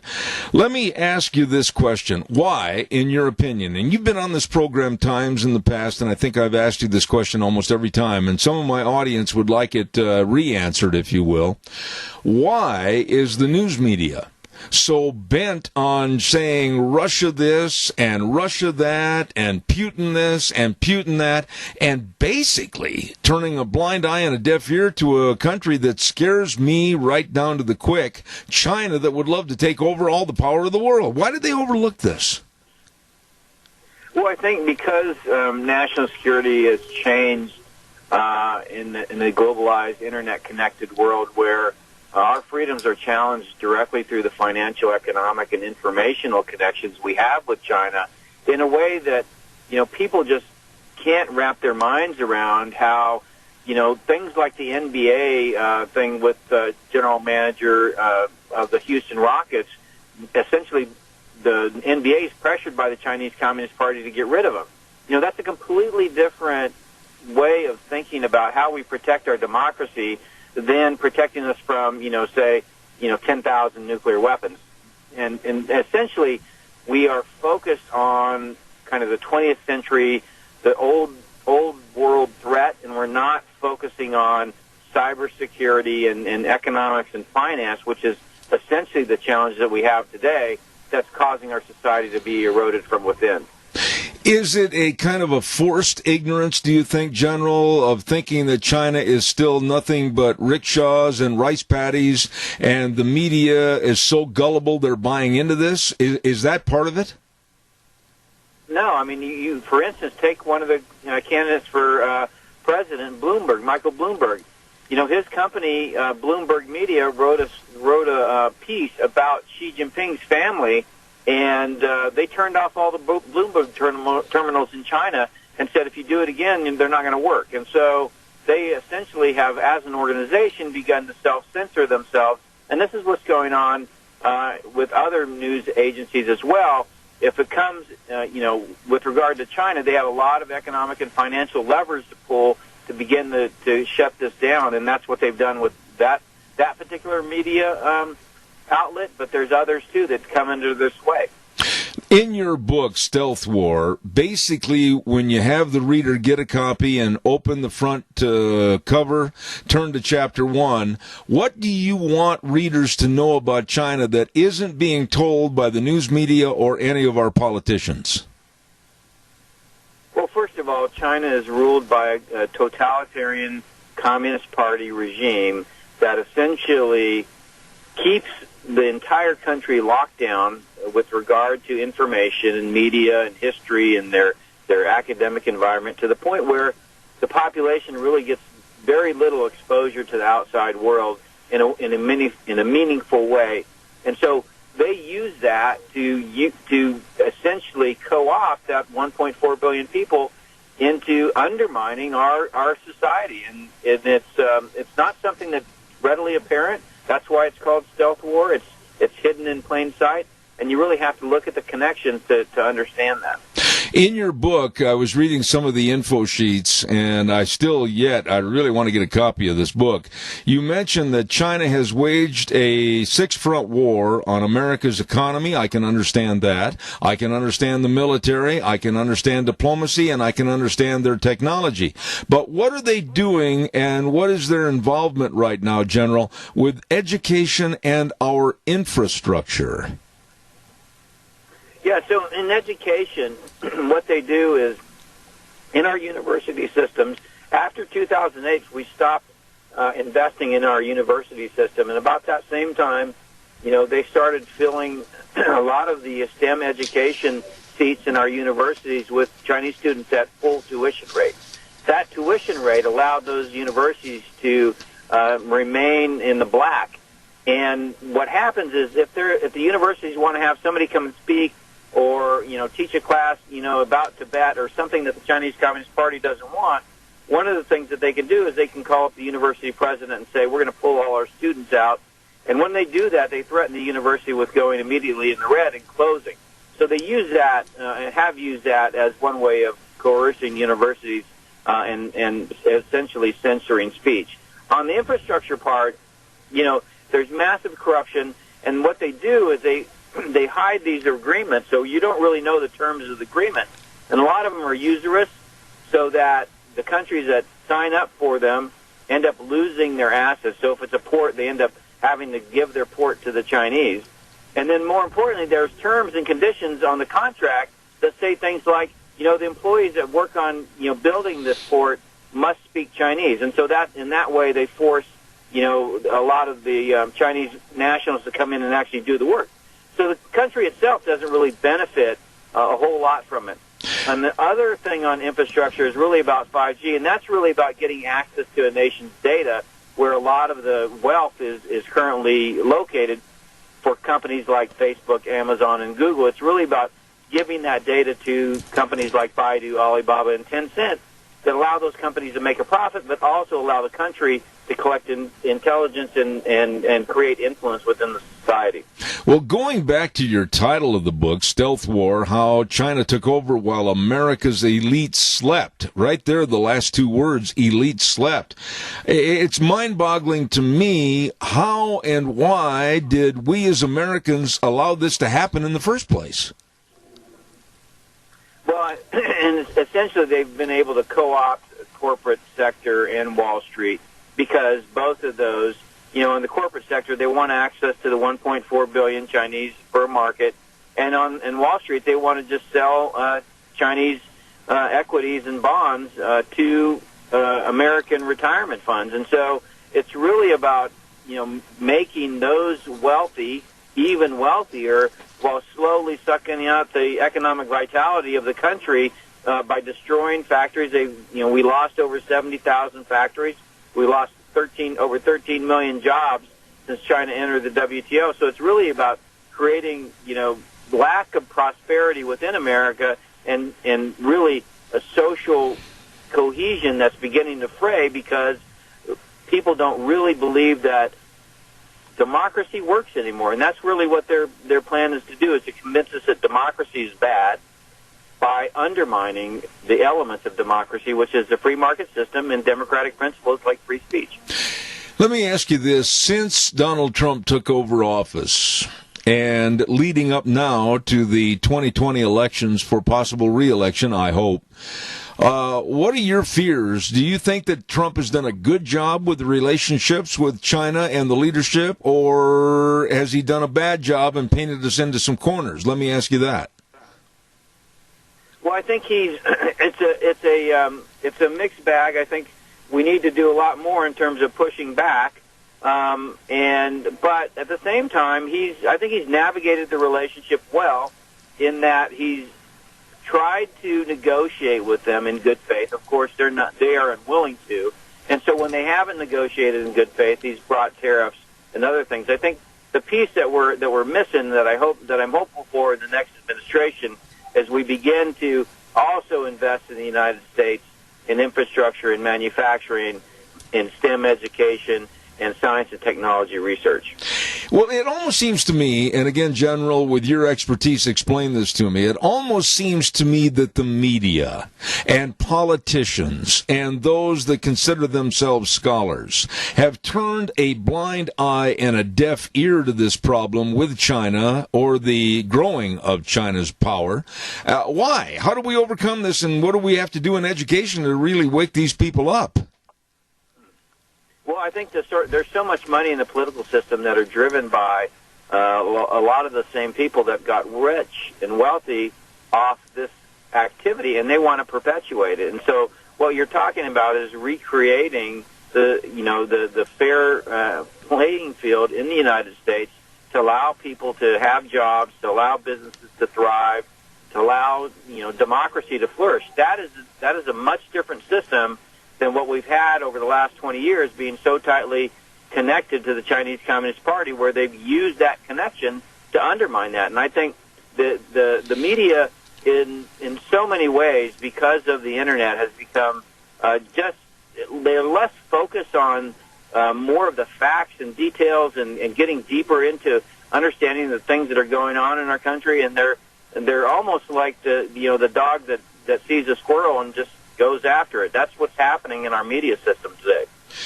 Is there, and I'm kind of beating the dog here with the rope, and I don't mean to, but is there a lack of transparency or a cover-up when it comes to dealing with China. In other words, I'm referring to people like Hunter Biden. I have no idea, and I've studied this somewhat, how a young man that was so messed up with drug problems and rehab problems and personal problems could get on Air Force Two with his father, then Vice President Joe Biden, go to China and negotiate for huge sums of money and millions of dollars. So again, I go back to my question. Is it a transparency issue, or is it money under the table cover-up that's going on with China right now with Americans and politicians involved? Well, I think it's both, and I think it happens on both sides of the aisle, and that's the challenge we have with D.C. today. It's very much a corrupt system, and many of the things that you're pointing out just continue to be perpetuated because the people are in power. If you look at a lot of the people that are in Congress, they've been there for many, many decades, and a lot of people in politics have been in it for many, many decades. And because of the system, the way it's designed, and the fact that somebody like Hunter Biden could take advantage of that is precisely why we're in the situation we are. Let me ask you, are you, as a person that knows the military and you know what is going on, you know the fears and trepidations for the safety and security of America and its citizens, how concerned are you with China and their possible involvement in wars that might come after America, conversely to Russia? Which is your biggest fear right there? Oh, clearly China is my biggest fear, and it's really not a fear of military attack. It's a fear of the day-to-day slow erosion of our economy, our prosperity, and our freedoms by these connections with a totalitarian regime. And on a scale of 1 to 10, 1 being not too bad, kind of petty, 10 being look out, put yourself in a nuclear position, we're in trouble, where are we with our relationship with China? Well, I think we're in an 11 because the challenge is it's very hard for us to recognize. We can recognize 9/11. We can recognize Pearl Harbor. It's harder for us to recognize when the companies and our internet, is essentially monitored, and then that data and our dollars used against us. That's a lot harder to see. It's not coming at us from the front. It's really coming at us from behind. I want everybody to try to get a hold of a copy of this book. So, General, please tell my audience about Stealth War, how China took over while America's elite slept. Where can they get a copy of this book? Amazon.com, Barnes & Noble, anywhere where you find one of the major retailers for books. You can find it on Target, maybe Walmart. I'm not sure about that, but it's out there, and it's widely available in hard copy, in e-book format, and also an audio version, which I particularly like. I want to tell you how much I appreciate your coming on this program again. United States Air Force retired Brigadier General Robert Spaulding. Sir, thank you so much for your insight, and please come back in the future. Thank you so much, and glad to. All right, sir. Thank you. I really enjoy having that gentleman on the air, and of course he is a senior fellow at the Hudson Institute focusing on U.S.-China relations, economic and national security, and this book called Stealth War, How China Took Over While America's Elite Slept. Brigadier General Robert Spaulding. Thank you. Oh, my. Time for the weather. Yes, it is time for the weather, and away we go. And the weather's brought to you this hour by our friends at Phillips Oaks Goodwin, Crane, and Company. These are the pros. These are professional people that really know their stuff. Absolutely providing accounting services to the Mini-Cash area for well over 50 years. The best of tax return preparation, tax planning, business consulting, bookkeeping services, retirement planning. The list goes on and on of their service to you, your family, and your business. Now, they've got 2 locations serving you, one at 1710 Overland Avenue in Burley and the other at 625th Street in Rupert. The best, the professionals, Phillips Oaks Goodwin, Crane, and Company. And right now, here's old Scott Man with the weather. Later on in the week, looks like we're going to have a warming trend. Good morning with your Zeb at the Ranch weather forecast. I'm Scotty Cameron. For today, though, slight chance of snow, then partly sunny this afternoon, a high of 38. Tonight, 40% chance of rain and snow, expecting a low of 34. Now for tomorrow, 20% chance of rain and snow in the morning, then mostly cloudy in the afternoon with a high of 38. Here's where the warming trend starts to kick in. For Thursday night, mostly cloudy, a low of 27. Then for Friday, mostly cloudy, a high of 43. And Saturday, partly sunny with a high of 47. That's your Zeb at the Ranch weather forecast. I'm Scotty Cameron. Oh, my. Hey, we're really involved in Phillips Oaks Goodwin Crane and Company. As a matter of fact, they've invited my lovely wife and I to sit at their table at the Minnecasia Chamber of Commerce banquet tomorrow evening. Well, I'll tell you what, they provide accounting services to the entire Minnecasia area, and they are the pros. They want to serve you, whether you're expanding your business, changing from a partnership, or going to a corporation, whatever. Let them help. They know. Phillips Oaks Goodwin Crane and Company. All right, it's your turn. Give me a jingle on the landline, 436-2244, 1-866-927-4587. We'll talk about anything that you want to talk about. I was on the phone Monday afternoon and talking to a gentleman that was retired from the United States Marines, and had a nice conversation with him, and I asked him his thoughts about China, as opposed to the media always saying, Russia, Russia, Russia. And he said, all of that about Russia is gobbledygook. There's another word that was said, but I'll say gobbledygook. Because right now, the biggest and most sinister country that absolutely can envelop everything, and they are doing so, is China. And it went way over his head as to why the news media will not understand this. And I'm sure that a lot of the reason is because of the graft, the corruption, and the money that a lot of our politicians and businessmen are making with China, and they don't want the water to have a ripple. It's scary. It really is. Calls welcome, 436-2244, 1-866-927-4587. While I'm waiting for your phone call, don't forget, to our friends with the, I got to get this all straight here, the 6th Annual Soil Health Workshop is going to take place on Thursday, February 6th at the Best Western Burley Inn and Convention Center, and you have to RSVP. Let them know you're going to be there.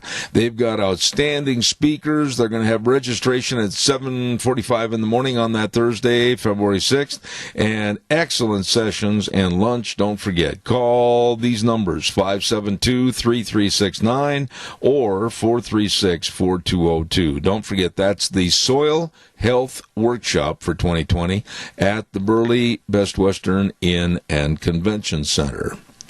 All right, calls are welcome, 436-2244, 1-866-927-4587. I want to also give a great big shout-out, to our friends over at Cameron and Siemens Insurance, Highway 24 in Rupert. Morning. Good morning. Hello, Todd and the crew. They can help you with your life insurance, your health insurance, your retirement planning, your employee benefits, all of this and so much more. They really are heck bent on serving you. All you got to do, it's real simple, is pick up the phone and give them a call, schedule an appointment at 436-4424. That number again, 436-4424, Cameron and Siemens Insurance, Highway 24 in Rupert. Good folks.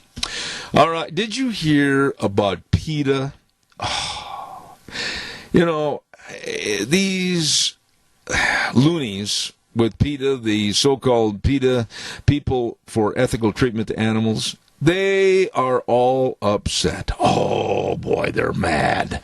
You know what they're mad about now? This time, they want to see the stoppage of the spring or no spring ceremony with Punxsutawney Phil. You know, the little rock chuck that they take out of a cage, and if he sees his shadow, etc., you know, elongation of winter or an early spring, they say, oh, that's too hard on that little rock chuck. And you know what they want to replace Puxatawny Phil with? I'm not making this up.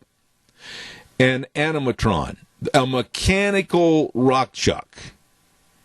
They want to see, you know, like they use in some of the movies and everything, they want to see an animatron, mechanical rock chuck, come out of the cage and somebody turns the key on or the battery's put in place. That's what they want to go to. They don't want any more live Puxatawny Phil.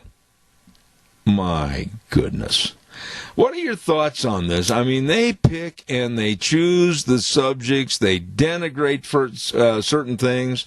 You know, they've gone after so many animal activities. They've gone after dog shows, and they've gone after rodeos, and they've gone after livestock shows. They have picketed all the livestock and rodeo events, Denver, San Antonio, all of them. They absolutely don't want anybody to have a pet or own any livestock. They basically, one of their people said one time they wanted to see everything turned loose to live in a quote-unquote natural habitat, which would turn into a dangerous black hole of death. But they don't care. Calls are welcome, 436-2244. Hey, don't forget our friends at 7K Metals. I really want to urge you to get a hold of them today and help yourself build your financial security and future. It's so easy. I want you to call some friends of mine, Lon Hardy at 312-8699 or Sharon Wilmot at 430-3259, and ask them about silver purchases that come right to your home. And again, you create your own security bank. And what else is good about this? It's a valuable treasure for your loved ones to pass along in the future. 7K Metals. Check it out today. And again, call Lon Hardy or Sharon Wilmot. Be sure and tell them that I told you to call, and they will help you. 7K Metals and silver purchases, and you're going to be so blessed that you helped your own financial future and security. We are about ready to send this back over to Wheels. And quick note, tomorrow, Sharon Wilmot is going to be on the program. She's going to handle the Thursday program for me. I've got some appointments to go to. Yes, some doctor's appointments and that type of thing. So she's going to take over the program, and I urge you to call her and, ask questions, be a part of the program just like you do every day with me. So once again, dear friend, Sharon Wilmot will be on the program for tomorrow. Coming up after the news, I am looking forward to this. We're going to have the former editor and publisher of the Times News, Steve Hartgen, coming on the program for the entirety of the hour. We're going to talk about refugees and a lot of things. Don't you go away, Zeb at the Ranch.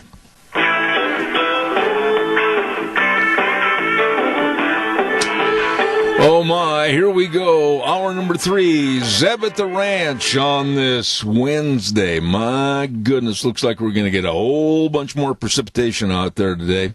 Be careful. And we're brought to you by our major sponsor, and we really want to salute them, and that's the Magic Valley Les Schwab Tire Centers, all 7 locations, serving you with the best of tires for all your vehicles. You stop in and see them today, along with some of our other friends like Burley Physical Therapy and Rehabilitation at 1263 Bennett Avenue, Suite 2 in Burley, helping you get back to being you. And, of course, Greystone Crossing, Senior Living at 1221 21st Street in Hayburn. Seniors living the good life with friends. And seniors, if you're listening out there, I urge you to call this number, 650-4979. Ask to come by, make an appointment, and look at the facilities. They are beautiful. A 12-bedroom home. Of course, they furnish 3 meals a day, snacks, housekeeping, local transportation. All you have to do is just call 650-4979. Matt and Kelly Wiggins, they will take you on the tour of Greystone Crossing Senior Living, 1221 21st Street in Hayburn. Seniors living the good life with friends. You know, I know for a fact that we're the only radio program in the state of Idaho that has all the national guests that are involved in the news, like Judge Janine Pirro and Jerome Corsi, Dr. Laura, Victor Davis Hanson, and I'm going to add this man to the list because I've always had a lot of respect for him. When he, of course, used to be the editor and publisher of the Times News in Twin Falls and also 5-term Republican member of the Idaho House of Representatives, and I like the way the man thinks. Good morning, Steve Hartkin. How are you? Good morning, Zeb. How are you? It's nice to be on your show. Thank you for having me. Well, I appreciate it. Steve, it's been a long time I've wanted to have you on the air. You write some outstanding articles on the op-ed page, one of which really caught my attention not too many days ago about the refugee climate here in southern Idaho, working with the Refugee Center and bringing more people in, and the mayor, Sean Berriger at that time, and the city council welcoming more refugees into southern Idaho. I have said on my radio program, and I won't ever back up, I'm not in favor of these unlimited numbers. What are your thoughts, and why did you write that article for the Times News? Well, Zeb, I wrote the article because I thought it was time to kind of do a summary of where the issue stood. Last fall, the Trump administration asked the various governors of the states to tell them whether they wanted refugee programs in the states, and if so, where would those be located? And the states, in turn, asked their local communities to respond yes or no. Well, Twin Falls had a refugee program going back to the 1980s, and it was controversial a number of years ago. But I think that the new regulation that has been brought forward by the Trump administration, combined with better vetting and so forth, has made this a better program than it would have been otherwise. And Trump deserves, in my mind, a lot of credit for bringing this issue forward and for giving states and local communities sort of an opt-in option that they could decide for themselves whether they wanted to do that. Our local community chose to do that. Other states have chosen not to. That's within their right. That's called federalism, where different states have different approaches to the issues. But I think Trump deserves a lot of credit for basically bringing us into the loop and giving us a seat at the table on the issue. That wasn't happening before. Steve, let me ask you this, and I know you researched any and all issues that you write about. You're a very thorough journalist, but what are the cost factors? What are the cost factors to the taxpayers? I don't want to hear this old excuse about, oh, well, that's grant money. Well, the grant money had to come from the taxpayers initially anyway. But what are the cost factors to the local community? Well, you're absolutely right, Zeb, in that the costs come right out of only one place, which is our wallets, okay? That may be diverted through federal taxes or state taxes or local taxes, but that's really only comes from your wallet and mine and other people. The costs are actually relatively modest compared to some other things that are sponsored by the federal government. For example, the school costs. The school district did a pretty good study, and they estimated that it only added about 1% or less to the total cost of operation of the school district. Well, that's something in the neighborhood of $50 million a year. So 1% of that is what? $50,000. That's not a lot of money in terms of the total package. They do have and they do receive, as refugees, we're not talking about illegals here. When a refugee steps off that plane, they have virtually the same rights as other Americans, okay? And the primary right they have is to go to work and raise themselves up by the American dream and by working hard. And, you know, most of them do that pretty well. It's been a long practice going back many, many decades in America, and there have been times when it hasn't worked so well. But for the most part, it's worked pretty good. And so I wanted to write about that this was something that the Trump administration recognized, that we needed local input, and that's what the executive order from the president last fall gave the various states, and that's what Brad Little's order to the letter to the counties and cities gave the local communities. So to me, it's a positive step. It really is in some ways an enormous improvement over what we had before, where there wasn't any vetting, where it was done all by the federal government. There wasn't any real local input. We just accepted whatever we were given.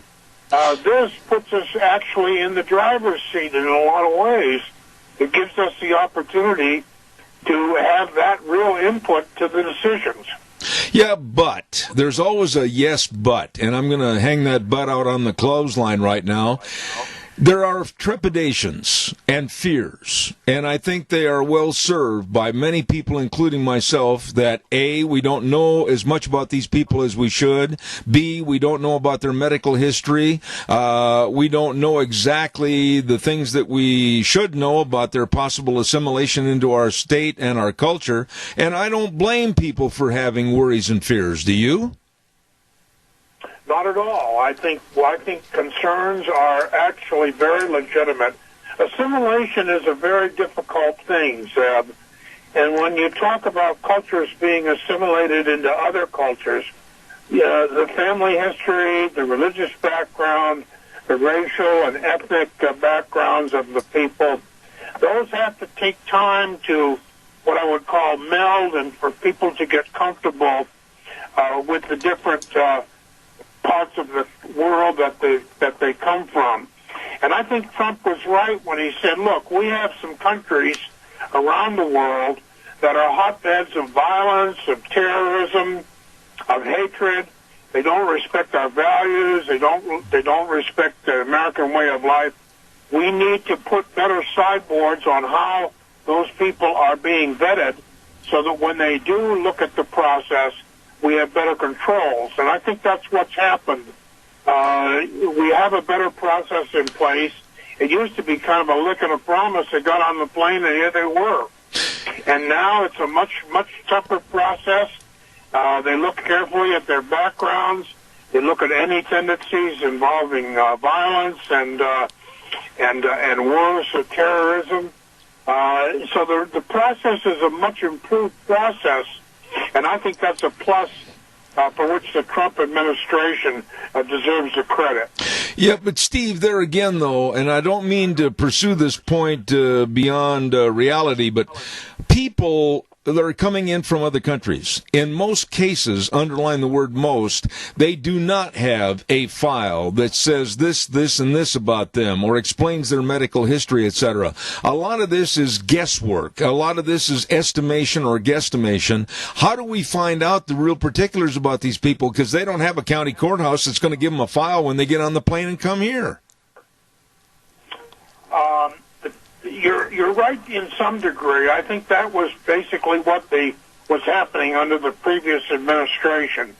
But under the current administration, the process is much more detailed and much more thorough. They have to show up at the local embassy or at the local consulate office. They fill out various forms. They bring in documentation. If that's not available, they're asked to go home and get it. They bring in relatives and others in the community who can speak for their particular situation. Their criminal record is looked at. They are given medical checks. Their employability in the United States is looked at. Do they have skills that we need that can be used and help develop America as a nation? All of those things are new. And a lot of people realize that immigration to the United States, it is a federal matter, but that the states needed some better handles on how they were being handed folks that they didn't know very much about. I think that's a much improved situation. I'm not saying that it's perfect, but if you notice, just in the local community, we have not had the kinds of immigration-related issues that are found in other places like Michigan and Florida, to some degree in California and in the northeastern states. And that's because of these new programs that are in place. I sat in on a meeting when the federal government folks came out here in 2015, and I was in the legislature at the time, and they asked several of us to sit in on a meeting and to listen to them and ask them the questions that we wanted.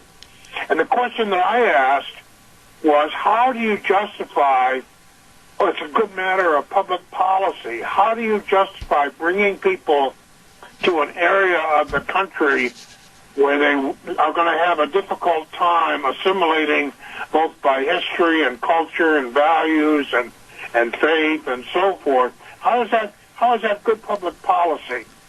And they really didn't have a good answer for that. They basically said, well, America, we accept, you're poor, you're downtrodden, we accept anybody.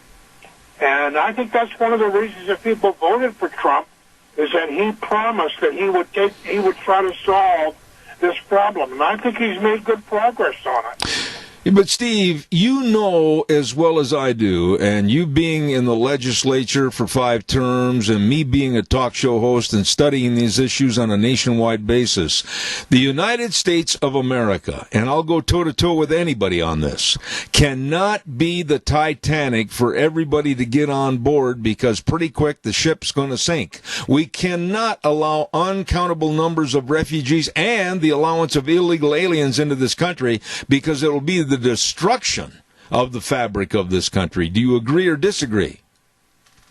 I absolutely agree with what you say. And if you look at the numbers on both sides of that issue, the numbers show exactly what you say. The Trump administration has squeezed down the number of refugee visas to about 18,000 per year. Previously, it was like 200,000, okay? So the first thing you do is you squeeze the numbers down so that you can handle the flow of people and give them the kind of vetting that's necessary. The second thing that he's done is that he's been absolutely consistent in terms of finding ways to deal with the cross-border problem of illegal aliens coming into the United States, mostly from Central America, okay? And he's done that both by working with Mexico and the other countries and building the wall and getting those things in place and giving absolute support to the Border Patrol that is in the position of being on the front line of that issue. So on both fronts, both the illegal front and the refugee front, the president has taken the bull by the horns and is providing some real leadership. So sometimes when you're in the middle of the forest, you don't see the individual trees. And we're sort of in that situation. We're coming out of a period in the previous administration where things were not very good with this area. But this president has measured up in the minds of many people. He has worked hard on these issues, and he's not 100% there. There are things he needs to do, but he's done pretty darn well, I think. Let me stay on the illegal alien vein for a moment, Steve, and that's what I'm going to call them, because they are illegally here in this country, and they are alien to being a citizen of our country. We have seen the numbers go down in the Trump administration of those trying to just literally walk across our border, but I've talked to many Border Patrol agents and hierarchy of the Border Patrol, and they are nervous that something that might be negative against Trump, like this stupid impeachment trial, etc., would not get him reelected. They are nervous, if a Democrat takes over, of being totally overrun on our borders. What are your thoughts? Well, I think that's a legitimate concern. If a Democrat is elected president, the first thing they're going to try to do is to strip away the protections and sideboards that the administration under Trump has put in place.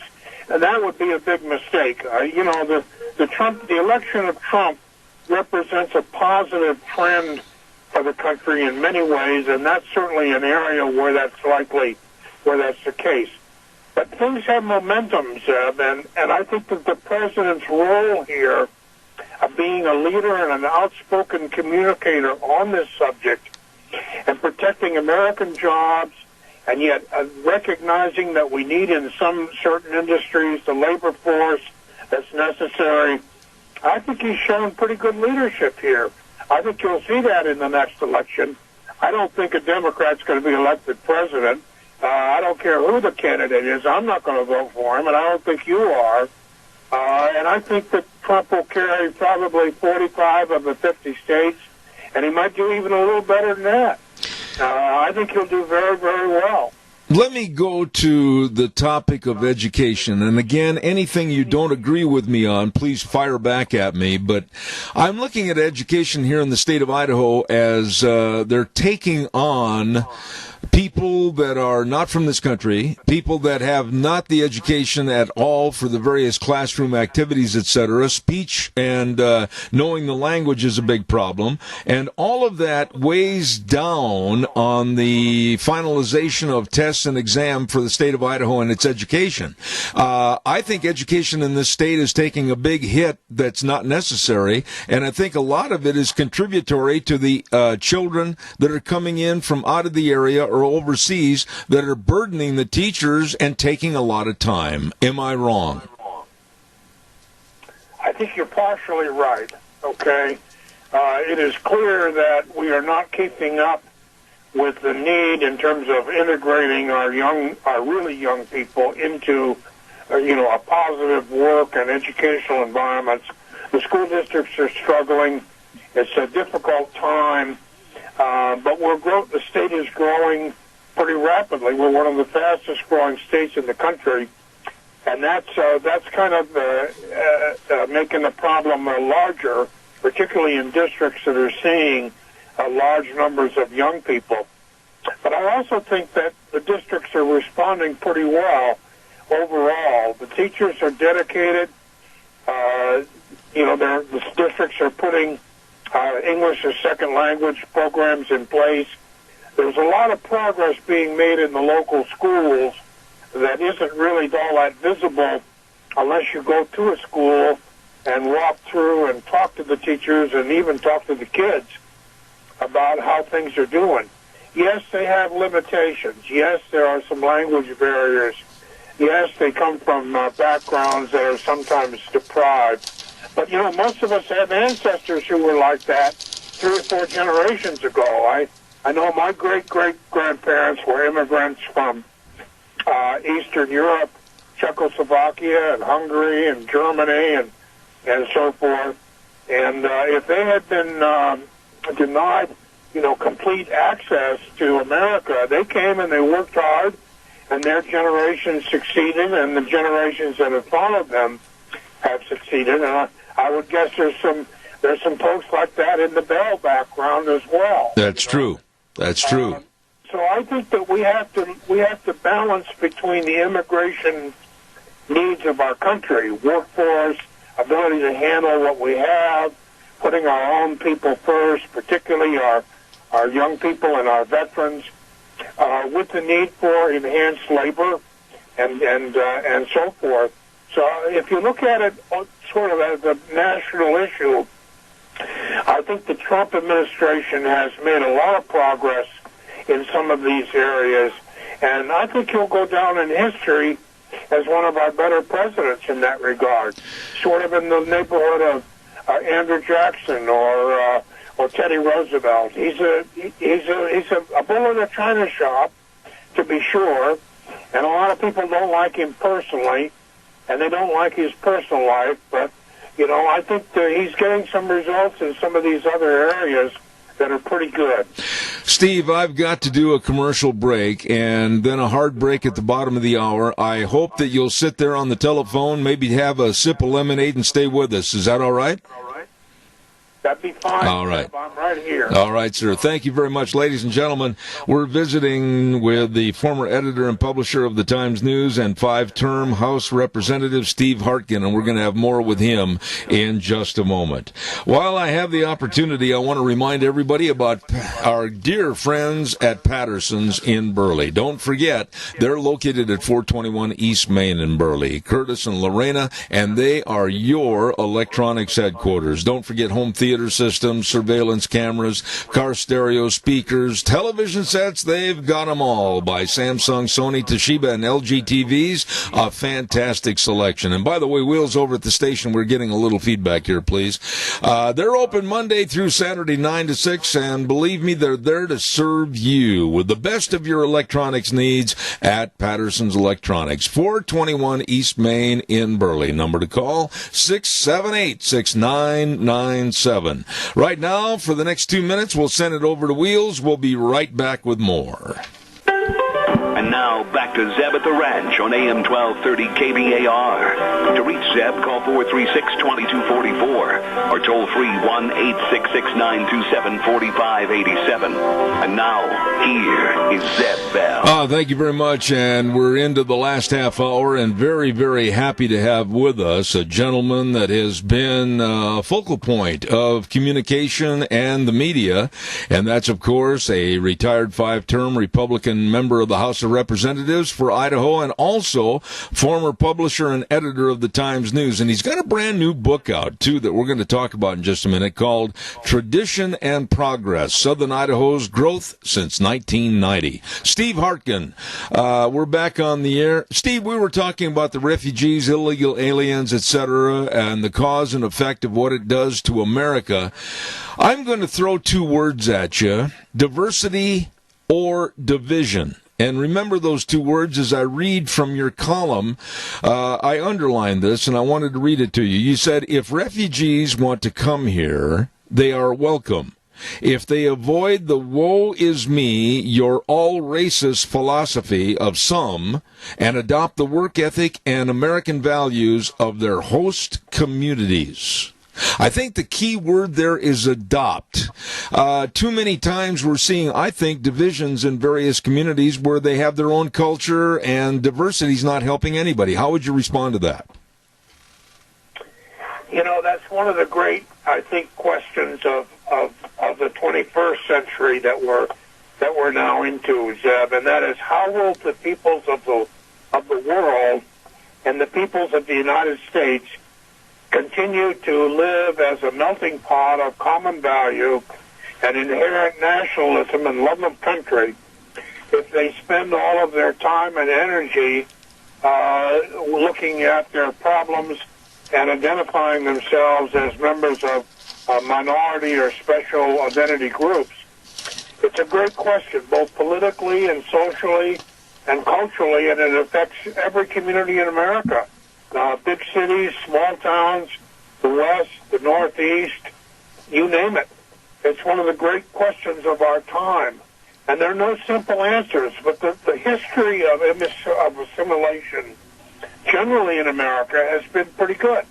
There have been instances where, and there have been situations where that's not occurred, and we may be in one of those now, particularly with respect to people from Muslim countries. But if you look at the total picture of how immigration founded the nation and how your ancestors and mine came here, you'll see that it's a very different approach, and it's worked pretty well in the recent decades. Again, we have some challenges today, but I think I'm confident, just as an American and as an historian and as a cultural historian, I think I'm confident that in the next generations we will look back on this period of time as a challenge, but a challenge that we were able to successfully meet. Steve, we're the fastest growing state in the United States. Again, the state of Idaho. And with growth comes problems, lots of problems.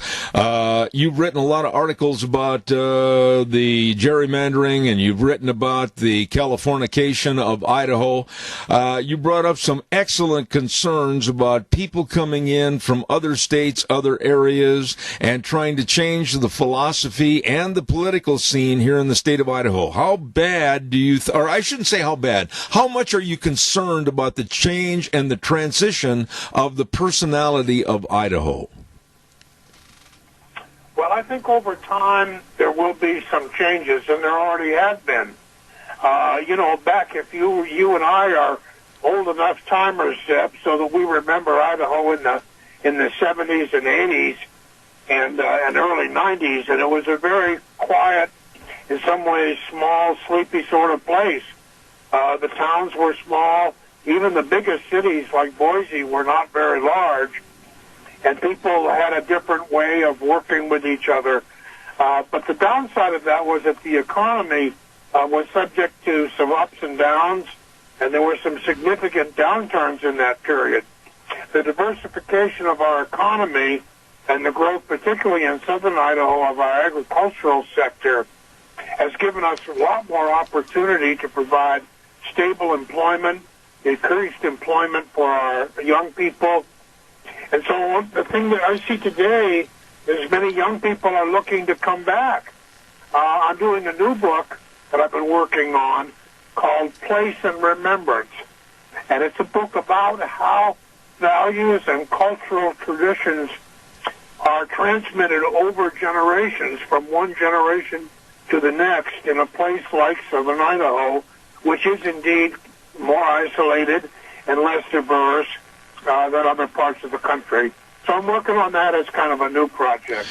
What do you think, though, Steve, in regards to the changing of the political climate in the state of Idaho, with the enhancement of the great state of Ada and the power they have up there, and it looks like a diminishing rural voice? I'm concerned about farmers and ranchers in rural localities in the state of Idaho. Are you? I am indeed, and I think that, to some degree, we have to roll with that punch. The court rulings going back to the 1960s had basically said that people have to be the primary thing that were counted in demographics when it came to elections and legislative districts and so forth. One man, one vote.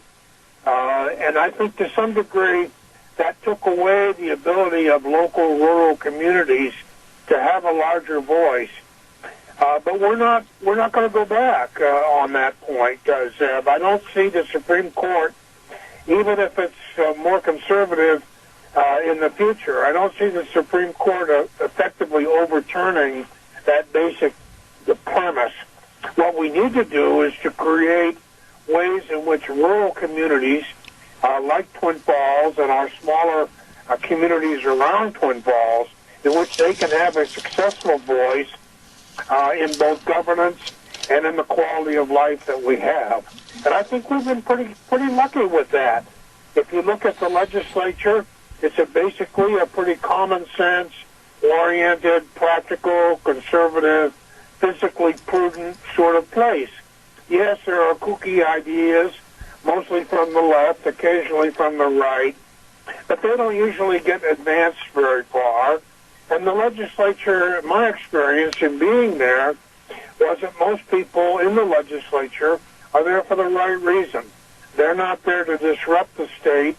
They have this high level of love of town and county and state and nation, just like you and I do. So to me, it was an important. It's important to keep those things in perspective. On my program, Steve, when you hear the moo of a cow, it means we have a telephone call coming in, and we do have a caller. Caller, quickly with your response to Steve Harkin. Go ahead, please. Well, I've been very busy. I haven't been able to listen to the whole interview here, but I'm very concerned, about the Times News now and the op-ed page. Jim Jones, how he attacked the president. Mr. Houston, who said the president was clearly in over his head, which is an absolute joke to have said that. what the president has accomplished in the amount of time and under the unbelievable pressure that he's been under is nothing short of, I mean, I would like to say that he's done more than any president in modern history to reestablish what the Founding Fathers wanted. I'll hang up. Thank you. Respond to the caller, please, Steve, if you would. I agree with the caller 100%. In fact, here we are today, and the Congress is debating whether to impeach him, and he's out signing a trade bill to make us more economically prosperous. I mean, the guy's like the Energizer Buddy. He's 74 years old. He travels all over the world. He just got back from Europe on a trade mission. He travels to rallies and events all over the country. He turns around and appoints good justices to our court system. Is there anything that he can't take on? I mean, he's sort of, in a way, he's presented himself as a person who will do whatever it needs to take to make America what it was and to move it into the future. He won't take a nickel of salary. He doesn't need the money, so he's not beholden to anybody. He is indeed, as our caller says, a great president. I'm not sure we'll live to see him assigned that way, but I put him in the first ranks already with Andrew Jackson and Teddy Roosevelt and Lincoln, and as well as our founding fathers who set the nation up to be the kind of balance that it has. With respect to his travels and his personal life, I don't think very many people really care much about that. Mm-hmm. Yes, he's had some past, how should we say, discretions or indiscretions, but he's certainly not the first person in politics to have had that. But he's a doer. He's a guy who can get things done, and I think that's what the American people have wanted. They're tired of this kind of back and forth yammering and unwillingness to deal with real issues. I think he's been a success. I voted for him the first time. I endorsed him the first time. I'll vote for him again.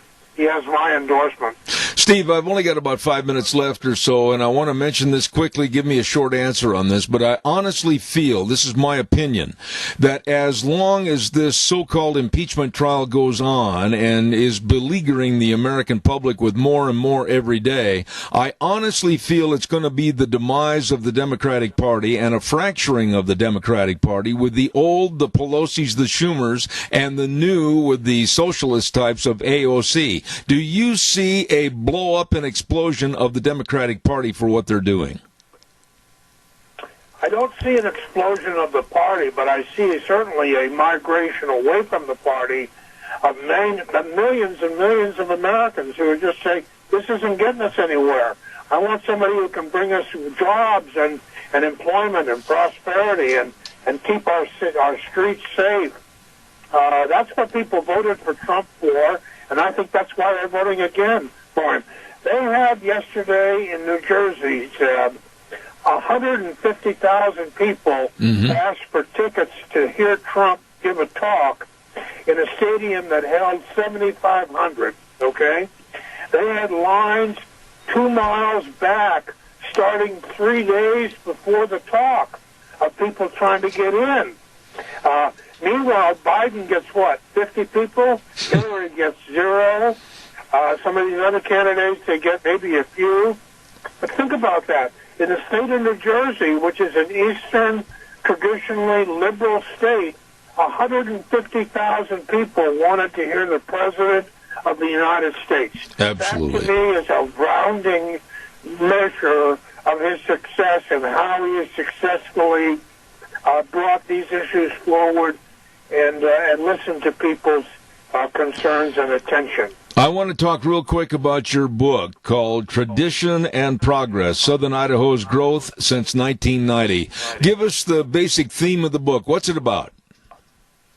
The basic theme of the book is how are our cultural values being impacted by our growth, and what can we do to most preserve and foster those cultural values. It's available at the Twin Falls Visitor Center, on Amazon, at the hospital gift shop, at Save More Drug in Twin Falls, and I'd be honored to sign any copies that anybody gets. You can get it on Amazon. It's $20. You know, when people buy the book, read the book, and close the last cover, Steve, what do you want them to take away and remember about your book? I want them to remember that our culture values are so ingrained in who we are, and they bless us so much in our daily lives, that we will keep those intact. They will change and they will be modified, but we will keep those intact in not only our generation, but in the next generation to come. I got to ask you this. I've wanted to for a long time. Do you miss the newspaper business, and do you miss sitting in that leather chair up at the Capitol during the legislative session? I don't miss the newspaper business for what it's become. I miss it for what it was, where it really was objective and fair. I don't miss what it's become, and that's another subject for another day.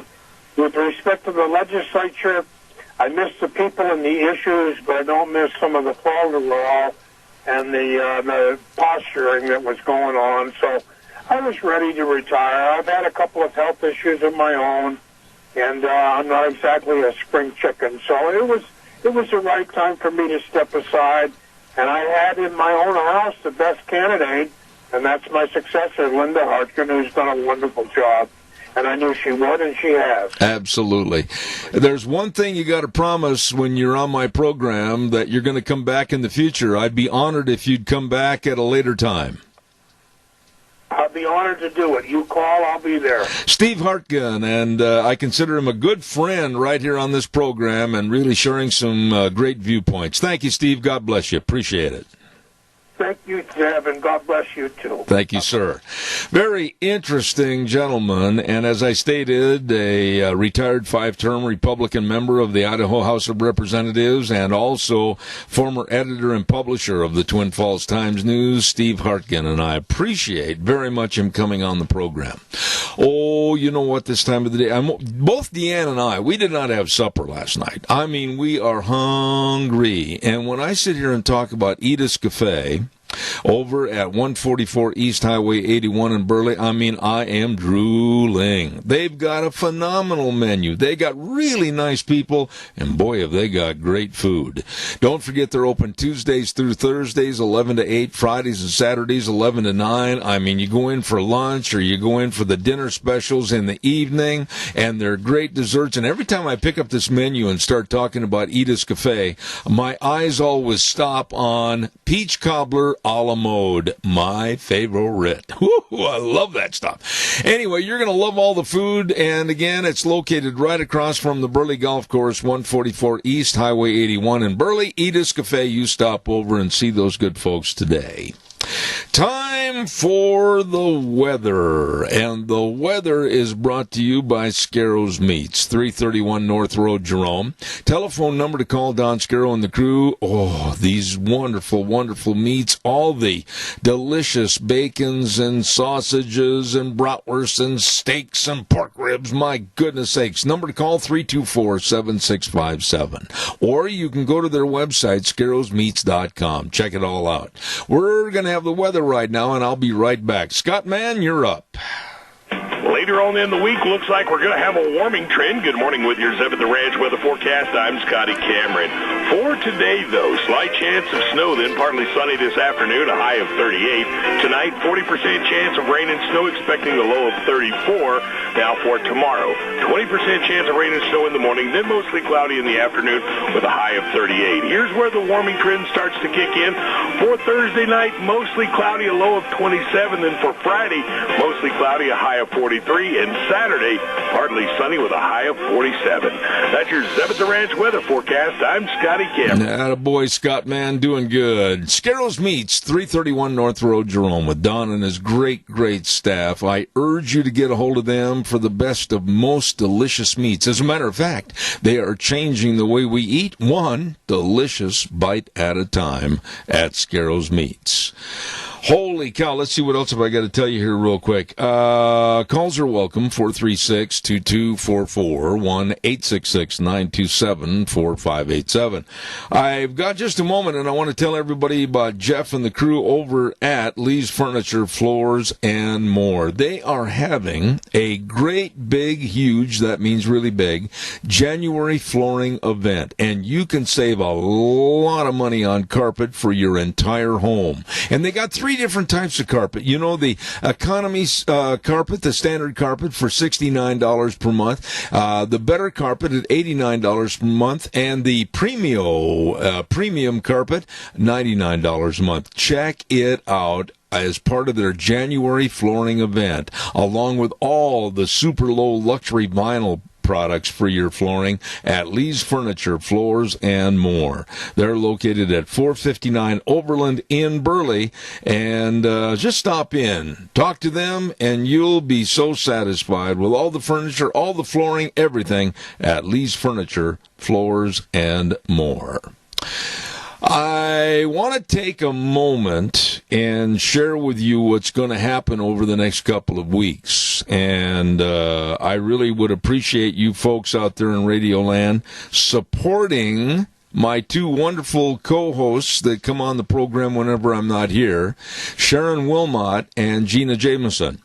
What's going to happen over the next couple of weeks is Deanne and we're just going to take some days off to get straightened away with some medical issues, and we're going to try to refurbish ourselves and get ready to be reinvigorated and everything. But, I've had some problems over the last 3 months, and we're trying to get everything back on an even keel. So, starting tomorrow, Sharon Wilmot's going to do the show on Thursday, and then alternately through the first couple of weeks of February, we're going to have Sharon and Gina do the program. And I really would appreciate it if you'd support them like you support me.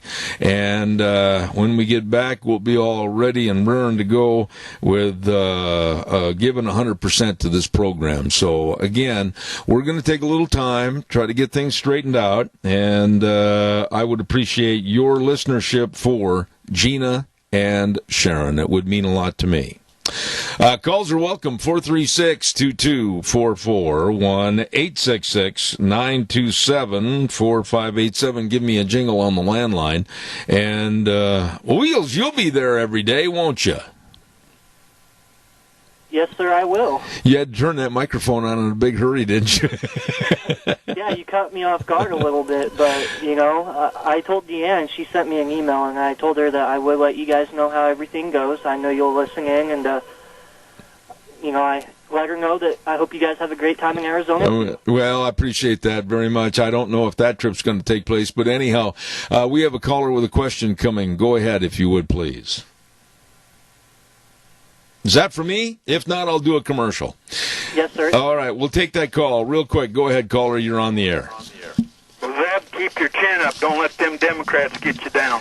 That will never happen, sir. I'm going to be like an old war horse. You put the bridle in my mouth, and we'll keep charging, I promise. All righty. Take care. God bless you. Thank you much. That was nice. I appreciate that. And right now I also want to say my big appreciation to your Magic Valley Les Schwab Tire Centers. And without them, we just wouldn't have this program. They are our major sponsor, and they do such a wonderful job. All 7 locations with Lane and Rupert, Dave on Blue Lakes and Twin, Mike and Buell, Mike and Jerome, Twist Family and Paul, Daniel on Pole Line in Twin Falls, and Trent on Overland and Burley. And they literally have all the tires for all your vehicles. Farmers, dairymen, don't forget, you got a loader down with bad tires, they'll be there. You got a backhoe, skid steer, whatever needs tires, they'll be there. They've got those service trucks warmed up every morning, and room and away they go to serve you from all 7 locations. Not only in tires, but also the best in brake service, front end alignment, shocks and struts, and batteries. Don't forget the best. They are your Magic Valley Les Schwab Tire Centers. You get a hold of them today. Wow, outstanding guest this morning, and I want to say a special thanks again to Steve Hartkin, and I've got to get a copy of that book and read that during my little sabbatical away from the program and then come back on a recharge. And thank you, all of you folks, for all your kind wishes and everything else. We get emails, we get cards of well wishes. I can't respond to all of them, but I want you to know how much you're appreciated. And a quick note, we will be having and naming our lunch bunch for February, and I'll do that right now so you can put it on the calendar.